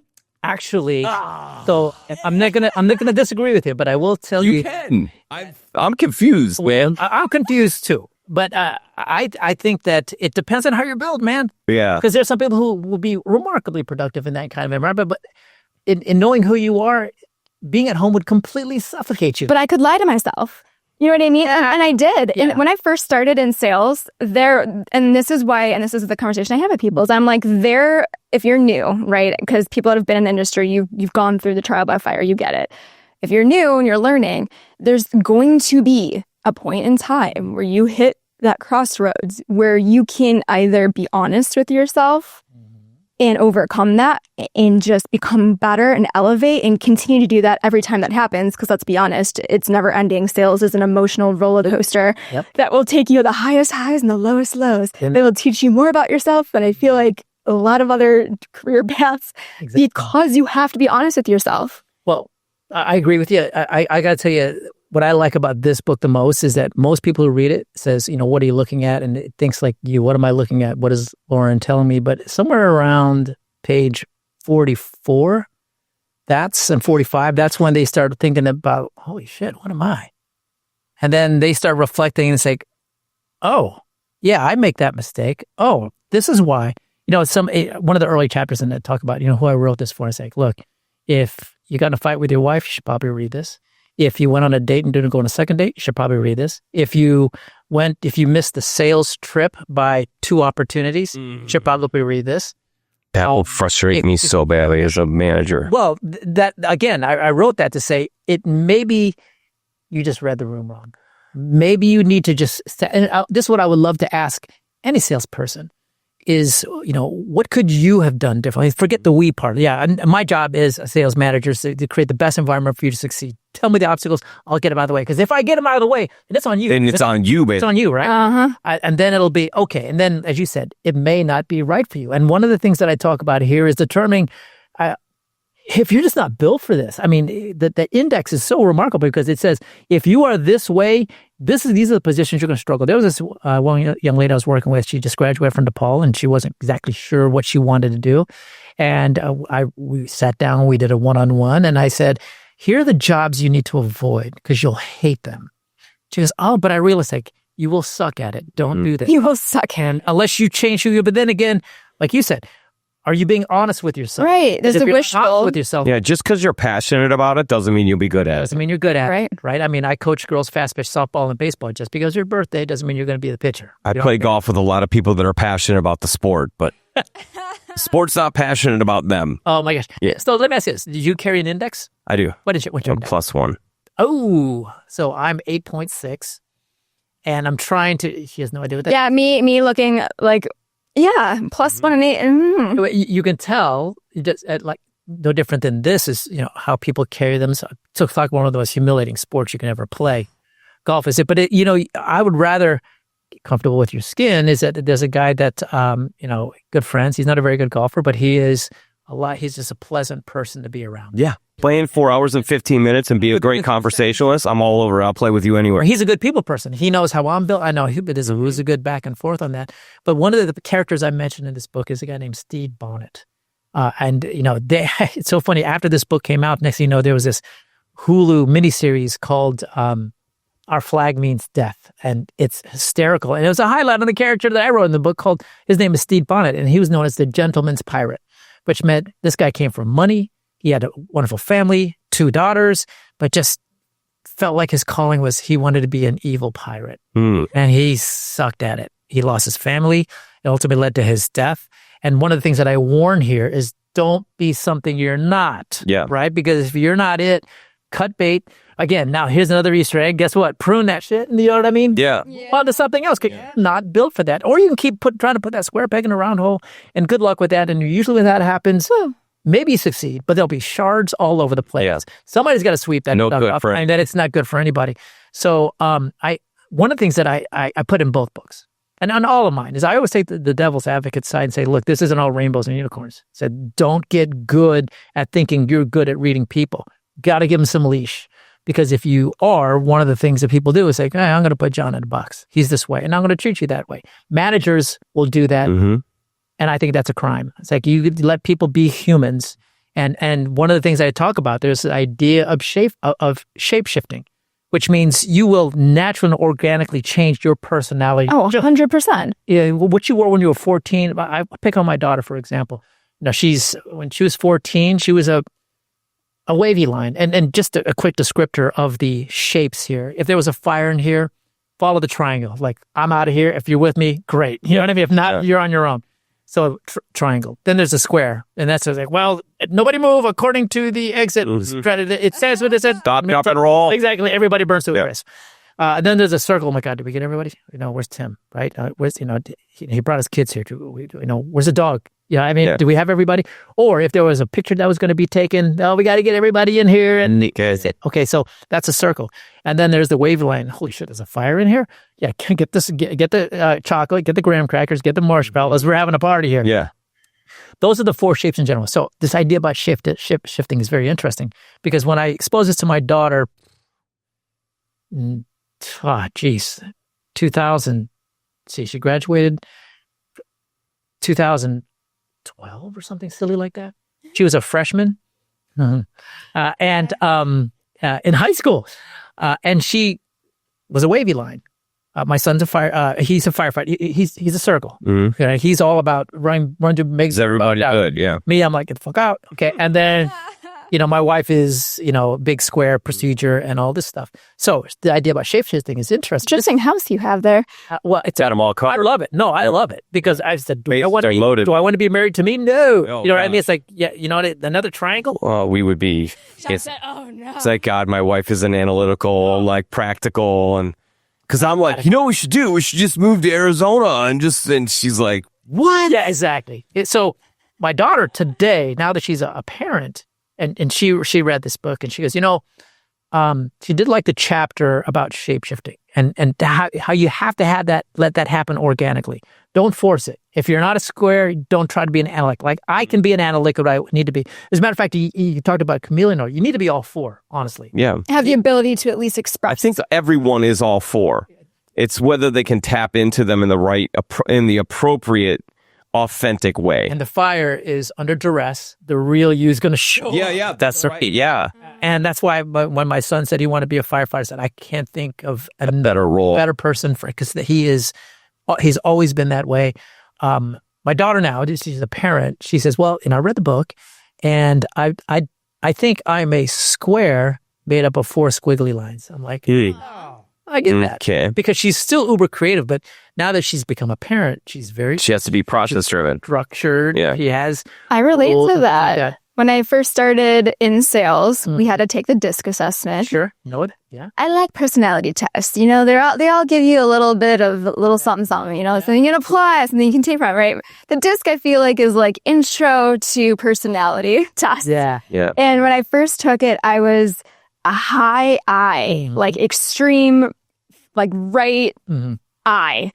And one of the things that I struggled with, because again, coming from the service industry, it was all about tips. So I'm going to be whatever you want me to be. It's all about how I can make your life whatever it needs to be to get the outcome. Yeah, I'm trying to get tips. I'm trying to, whatever. So I wasn't dominant. I didn't have the practice pushing people out of their comfort zone because that made me so uncomfortable. It made me feel like something wrong I was going to break something. It felt like I was going to push something, it was going to break, and it was going to be my fault, and it was a very scary thing, right? Yeah. And I was my first year and a half at TTSG, my manager back in the day was like, you need to be more dominant. You have to push them. You need to take control. You have to, and I understood it logically, but the executing it was easier said than done because I had to actually put myself in the situation, right? Now, what happened is you get pushed around so much that you just get pissed off. And one day you just crack. You go, not today, Satan. And all of a sudden something changes. Boy, Satan used to work here? That's great. I'm glad he's gone. It feels like that, though. Yeah, I'm glad he's gone. That's for sure. That's brilliant. Because at some point, you will need to make an adjustment. Yeah. And sometimes that happened, ultimately, enough pressure. It's like, okay, I'm done. Yeah. Right? I'm done being that. The toughest person for sales. I think all four can be good at sales. Sure. You just have to be who you are. And the right product, right? And you got to know how to nurture that. My concern with salespeople is the circles, right? Just concerned about everybody else and very just uber concerned about relationships, which means they'll sacrifice the sale for the relationship. And I think that's a mistake, right? I think salespeople should find a way to say there's a happy medium. Like you cannot, and I use this analogy regularly, you can't go to the Burger King drive-thru. Sorry, can I take your order? Yeah, I'll have some food. Okay, it's around. And then you go and they say, this is what I wanted. Well, guess what? You didn't say you got to communicate. They say exactly what you want. Yeah. And I didn't want to hurt the guy's feelings. And say that's the problem. I was in sales. They say, look, you can't. You got to advocate for yourself. And I know many people who don't. And that is to me a little. You got to learn. You know, I tell people you got trophies and scars, man. And you don't have enough scars. And not only that, but you know, this idea about. You know, putting the relationship, I get putting the relationship first, but at the same time, you do need to know the task at hand because your mortgage company does not care that you're a nice guy. They really don't. No, they want to make sure the bills get Companies need to stop saying we're a family because you're not a family. We're not a family. You're not a family. No, you're a team. Oh, okay. Okay, you're and if you're on a team, you could be benched. If you're in a family, you don't get benched. So that I agree with. Okay, because if you're on a team, you can be given the ball at the last minute. Yeah. If you're in a family, it's like, why did Bobby get the ball? Yeah. You know what I mean? Like, but on a team, like, yeah, you have camaraderie. You're moving in the same direction. You have a common goal. And you do fall in love with each other. You do have relationships, but like, you can cut somebody who's on a team. You probably shouldn't fire your mom. That's probably a bad policy. Probably not such a great policy. So brands should stop saying they're a family, is my point. It's also stop saying that. Watered down. Doesn't mean anything. Well, if you say you're a family, every time somebody is fired or demoted or reprimanded or put in their place or whatever it is, you're a hypocrite. Yeah, you know. Start holding funerals. You know, not to bring the generational thing back in, but that's something you don't say when you're trying to hire a Gen Z. No. Or almost like, well, we're a family, but like, no, because that's a red flag. Super red flag. It means I'm going to manipulate you. Yeah, it means I'm going to tell you one thing, do another thing, eat you out, spoil you out. Yeah, it means I own your soul. Yeah. All right, so I have to ask this because, and then I want to wrap this bad boy up. So take as long as you want to answer this. Yeah, there's no time limit. Mm-hmm. But you've talked about, first off, author of 5 books, probably more coming, but really more than anything, you're going to start already are helping other people to achieve the success that you've had in being an author and writing. Managing director, i.e., sales professional that happens to run the business as well, but sales expert mainly. Very understanding of the process of selling in experts. Don't be the expert. Be dangerous enough to have expertise, but get it in the hands of the person who is the expert. I love that business model. It's kind of the Booz Allen type of model. It's like, let me get you in the door. Let me establish pain, want, need. Let me identify a solution. Let me get you to the pro. They'll fix it for you, right? So I love that process. But here's what I really want to know, because you alluded to the fact, and I know this to be a fact, that you've always been 1, 2, or 3, top of the top. There's a reason for that. It's not because you're super tall and super handsome and super... See how I did that? I tried to... 2 out of 3. 2 out of 3 is good, right? Yeah. All right, we're the same height. So there's... You've given us a lot of meat as to how you think, how you operate, how you believe. And those that have been playing along, I hope you've taken notes. But let's summarize it of all the time that you've been in sales. You've developed pillars, perhaps a formula of how you operate a day, a week, a month, how you operate a quarter, how you operate the game. I used to always have to negotiate a new contract every year in sales. And the first thing I did in the first 3 weeks is I figure out, how do I beat the contract? And beat the contract meant, how do you make more money than they want you to with this contract? And how do you manipulate all the good parts of the contract that will do that, right? While at the same time benefiting your customers. So like, I'm sure you have those formulas. So if you could, in so many words, kind of lay out for us, like if you were talking to a new salesperson, let's say a 5-year in salesperson, got enough to be dangerous, understands product service, can pitch, all that stuff. But in order for them to get from a mid-tier player to expert level, always in the top 3, hitting President's Club, controlling their destiny, have quality of life, all those things, what would you advise them from a tactic standpoint and from a setting up your day, your week, your month to be successful? Yeah. So and go. There is a phrase, a lot there. Right. But I would say that there's a phrase that always comes to mind is that nobody rises to the level of their goals.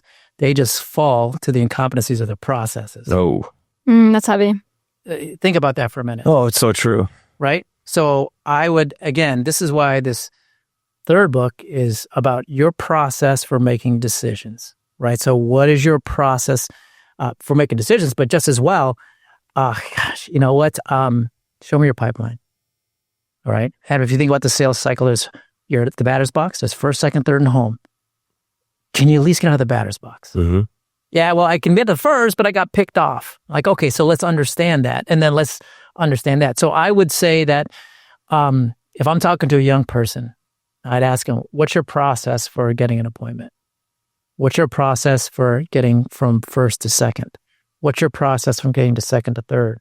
Now, your process is different than Adam's, right? Because Adam doesn't need to make a jillion dials. Mm-hmm. He just digs wells. Mm-hmm. That's my thing. Are you a well digger or are you a door knocker? You tell me, right? And I like digging wells. And are you using, again, I need to find out where you are, where you're getting picked off, where you're getting, you know what I mean? What pitch low and outside? Don't throw it there. Then you might want to practice that.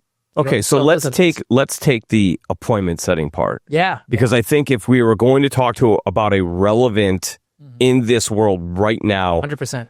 Conversation on LinkedIn, conversation at sales departments, conversation amongst CEOs, SDRs are not getting appointments. Can't get in front of anybody. I hear this so often. Can't seem to get people to give us the foot in the door. We know when we get the foot in the door and we show them the offering, we're going to beat the price. We're going to offer better service. Like, keep hearing this. Hear salespeople all the time. I make 150 phone calls. I only talk to 2 people. Can't get anyone on the phone. Cold calling, like, I hear it. Was 2%, but yeah. Right. Let's talk about that. How would you recommend an SDR accelerates their appointment setting in this day and age right now with the way that people are absorbing and embracing phone calls and outreach and everything else? So there's a complementary approach to that. Fine, SDRs, that's cool. I would say that you're going to have to do, we talked about this, is that you're going to have to do something that's not normal. Yeah. You know what I mean? It's like, exactly. Don't depend on Lauren to tell you how to sell. If you're a student of sales, they'll make it, because here's the problem with people who do that. They'll blame you. Oh, yeah. Yeah, you told me to do it this way and it didn't work. You can't do that. Yeah, no, you have to go and do that. So, again, SDRs, like I said, fine. But I think you will need to know, and this is the reality of it, is that if you're here and the sale is here, it's not a straight line. Sometimes there's dotted lines. Sometimes there's lines you didn't even see. Sometimes it's using your referral base. Sometimes it's using your past customers. I will tell you one thing that's people who are in sales fail to do. And it doesn't matter what industry. I think the industry average is something less than 14% of salespeople actually ask for referrals. That blows my mind. Crazy. Somebody who's my financial guy asked for it before we even start. He sits down at the table and he goes, "Hey, while I'm getting all my folders and 3-ring binder and all the stuff I'm going to show you, here's a sheet. Just write down 5 names that I should call." So I'm like, dude, I like asking for referrals. Yeah. I wouldn't do it that way. It's bold. I almost feel like I'm almost like, well, shit, I guess I got, okay. Different. I would have too. I would have done it very But it works for him. Well, hey, you know what? And again, and the fact that he's asking is bonus. So I would say that for the young people is compliment.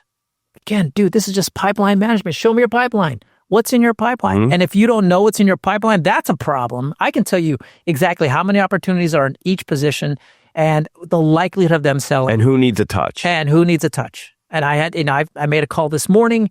And the guy was like, "Well, I talked to my CPA," which are the worst words I wanted to hear. Yeah. My Lord. And I learned that the CPA... What did he tell you the score was?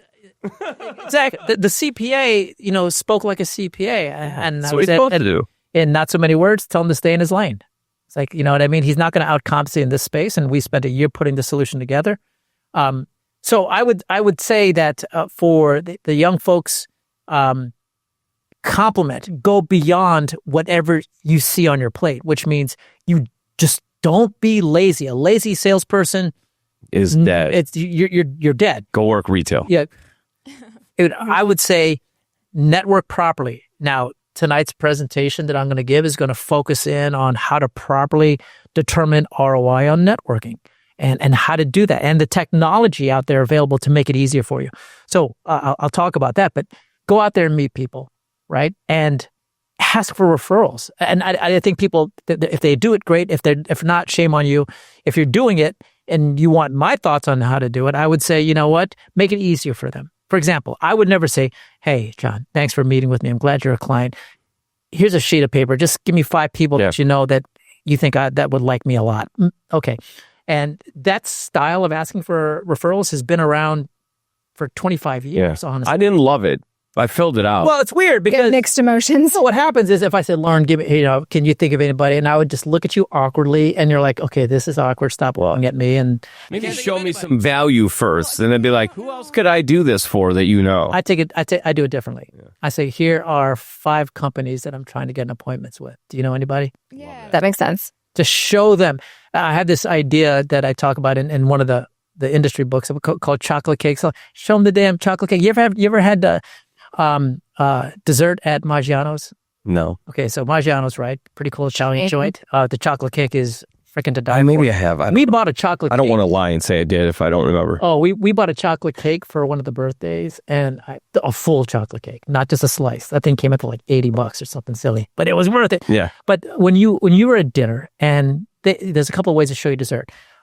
Lauren, here's the dessert menu and blah, blah, blah. Not a Maggiano. Bring that damn thing out to you. Show them the chocolate cake. Yeah. And so the way I ask for referrals is just that, there are 5 companies that I'm trying to get appointments with. And they're all here in Hanover Park. And the default is they go, I don't have anyone for you at that company, but I do at this one.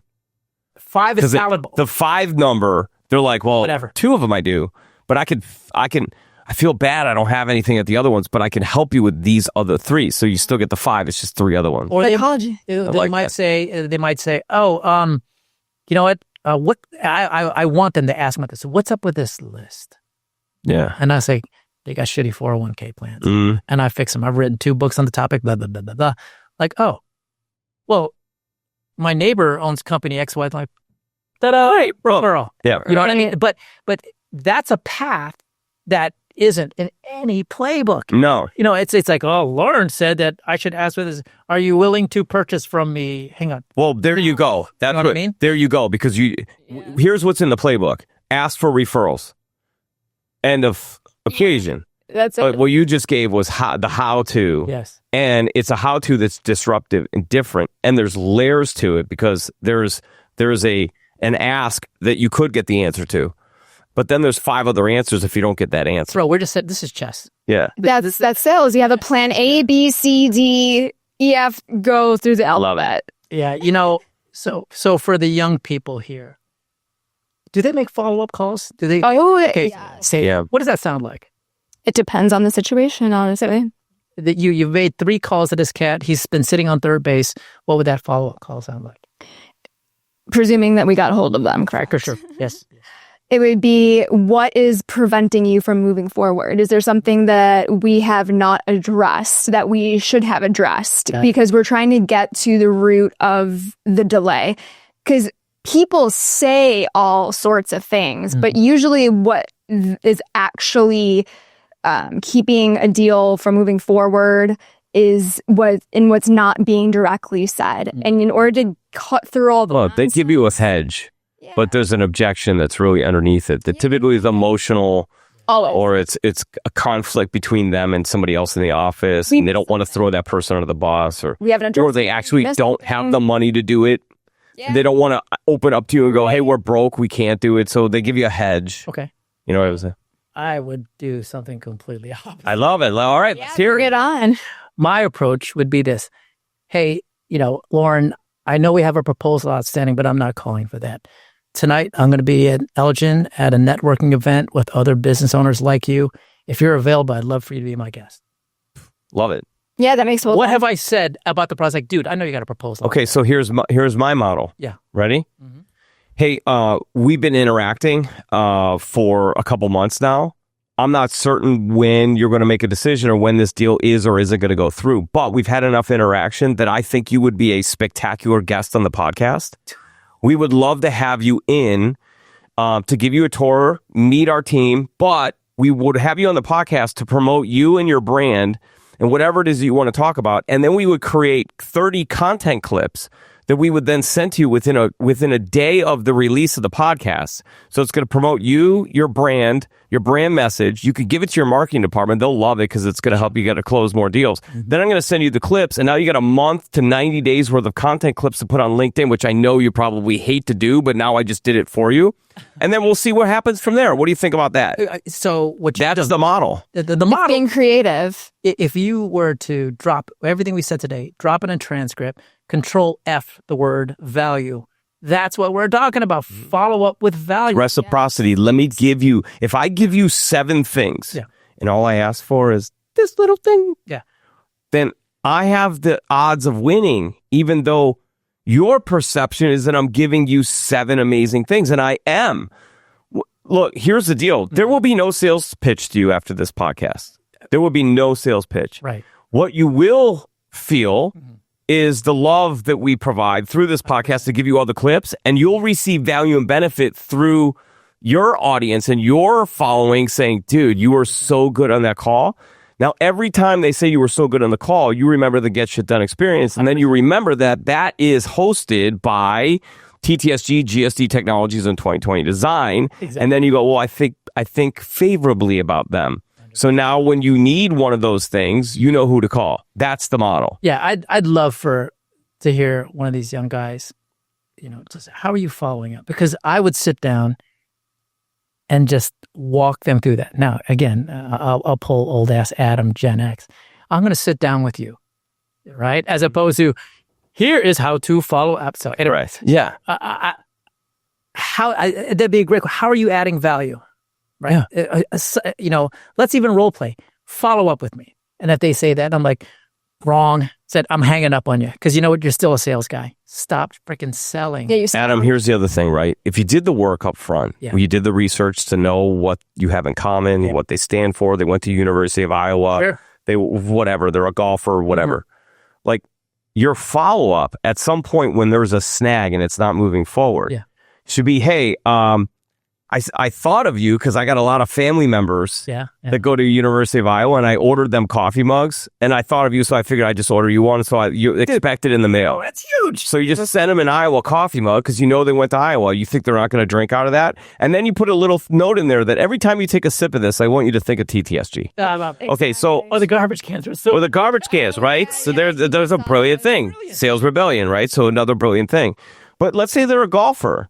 Be like, hey, look, we've got an event coming up. I need a good stick. I know you're a golfer. Yeah. Like, well, come chop it up. Let's go win a tournament together. Or, hey, I looked on your website and saw that you are having an event coming up. How can I sponsor? So how can I get involved? Well, he did that. I said, how can I help Tim at this event?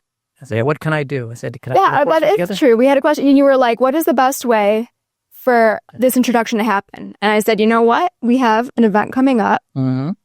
That speaks volumes.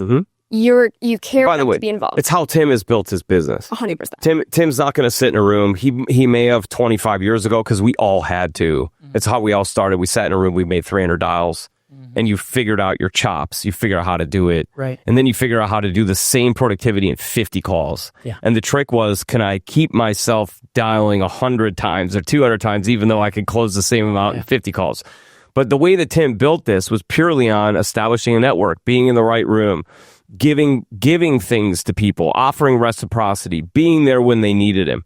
And when I look at a sales team of young people, they should be following the messaging that you just gave, because it's brilliant messaging. And I mean that sincerely. It works. Yes. And it is a differentiator and it stands out. But, they should also be using all the tools around them. We do Zoom calls now. Why? Why do you go to the client's house? Why don't you ask the client to your house? Hey, why don't you watch the Taylor Swift concert online. Why would you even go to the concert? Yeah. They just think about this. Like, you want somebody to engage and buy your full brand experience, not just your products and services. Somebody buys your products and services is transactional. Someone who buys the vibe of your brand, the total experience, they're a partner, and they'll be a partner for an extended period of time. The beautiful thing about the dialogue and the idea of digging wells is that you will be in a position to ask a question as if you had a beer in your hand. Mm-hmm. And once you know your audience, and I've done this before where, I work with somebody and it's like, Tim, we've been on third base for about 4 weeks. That's affecting my batting average, bro. Yeah. What am I not seeing here? And I just shut the hell up. Right. And they'll say, well, the timing's not good. Can you talk to me after the outing? Because right now it's a real big focus of our Fair enough. Like, at least you know. Done. Yeah. It's excited. I said, it's in my calendar, Tim. You can talk to them like that, but how do you even know to be able to talk like that? You have to get to that relationship. You got to know that. You got to get to but how do you even get to the relationship? You got to say, what am I looking at here? How do you like your steak? Because if you're a process guy, one of my largest clients is an engineer group. And I remember the presentation I gave, and I had a navy blue suit on, and I was upright, and everything was perpendicular. And I said, 4 to 5 dentists recommend Trident for their patients who chew gum. I love the stats. Yeah, all day, every day. We got the client, right? But a lot of it had to do with, this is so cool, man. Our solutions are bad. Not going to buy it. What? They need stats. Right. And so now you got to know who it is. Now we're like this, right? Mm-hmm. So now I can say, hey, Beth, you know what I mean? That report, how bad do you need that? Yeah. And then now you have a report. She goes, we don't need that. So if you were selling me, it would be, hey man, this is awesome, because I vibe with that, right? But the stats person, you better come with stats. You better know who that is. You're in a room. Again, this is why I'd love to talk to us. Who are you calling on? What in my book? What shape are they? Yeah. That's a whole conversation. What personality type? Yeah. I even go as granular sometimes, and this is just me because I am a nerd, so I don't think this is necessarily the norm. But I want to know like your birth order too. You know what I mean? Are you a middle child? Are you going first? Yeah. No, it's important. I can come across that way. I'm an only child. Oh, I'm a middle child. Special. I'm the older child, middle child. That makes sense. I love that. These are the things that take a little extra work. So getting to your original question, what would you tell the sales guys, right? Ask for referrals, follow up with value, and you better know your audience. Now, this is a fun book because it says, what are you doing? What am I doing here? Yeah, just like, what are you surrounding yourself with? There's a fun story about me in the 80s, me and my misfit knucklehead friends. I don't know why I was hanging out with these cats, but anyway, 2:00 in the morning, we're at Denny's, and it's a series of bad decisions. Nothing good happens at Denny's at 2 in the morning. Or before that. But one of the little Easter eggs in this was I made a very subtle comment, and very few people caught it, is that, we didn't sit in the smoking section because they had smoking sections. Yes. Mm-hmm. We didn't sit in the smoking section. We were next to it.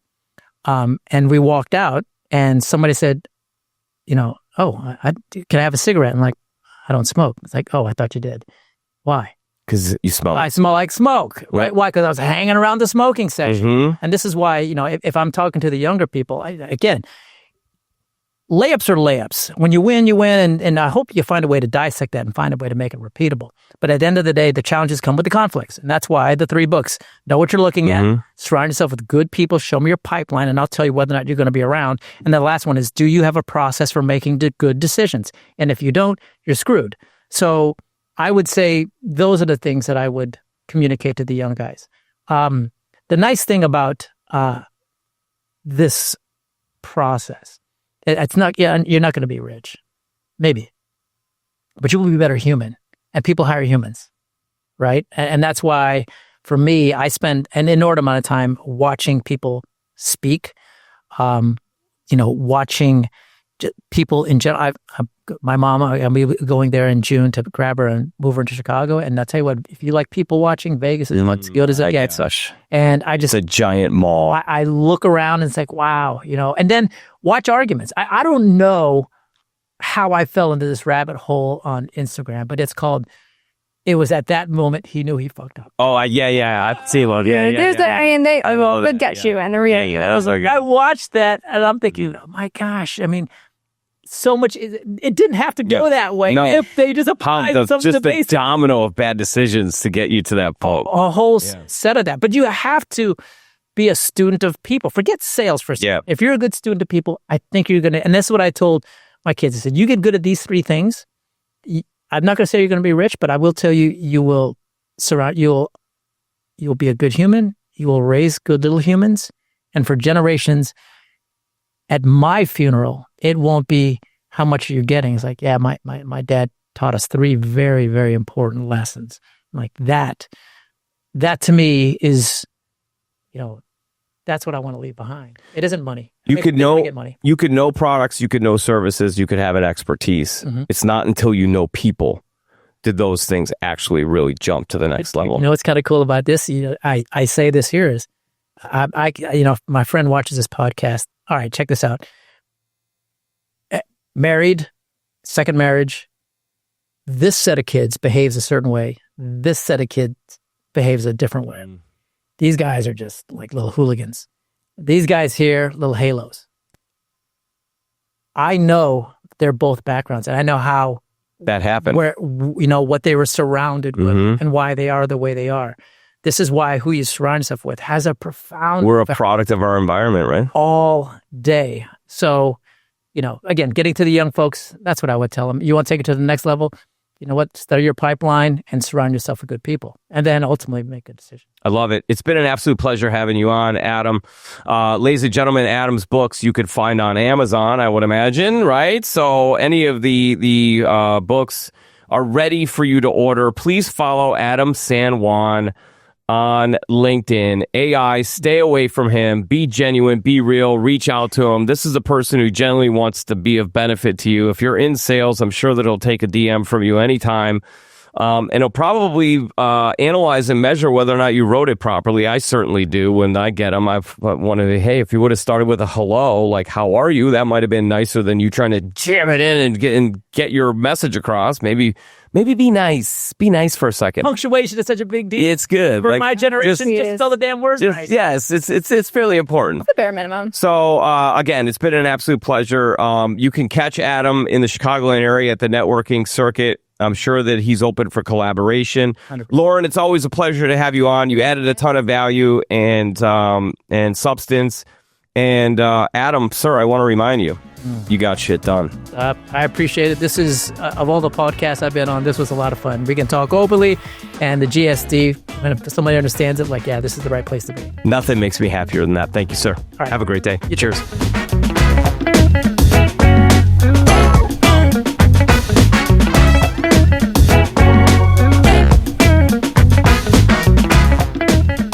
Can your business handle 15% growth?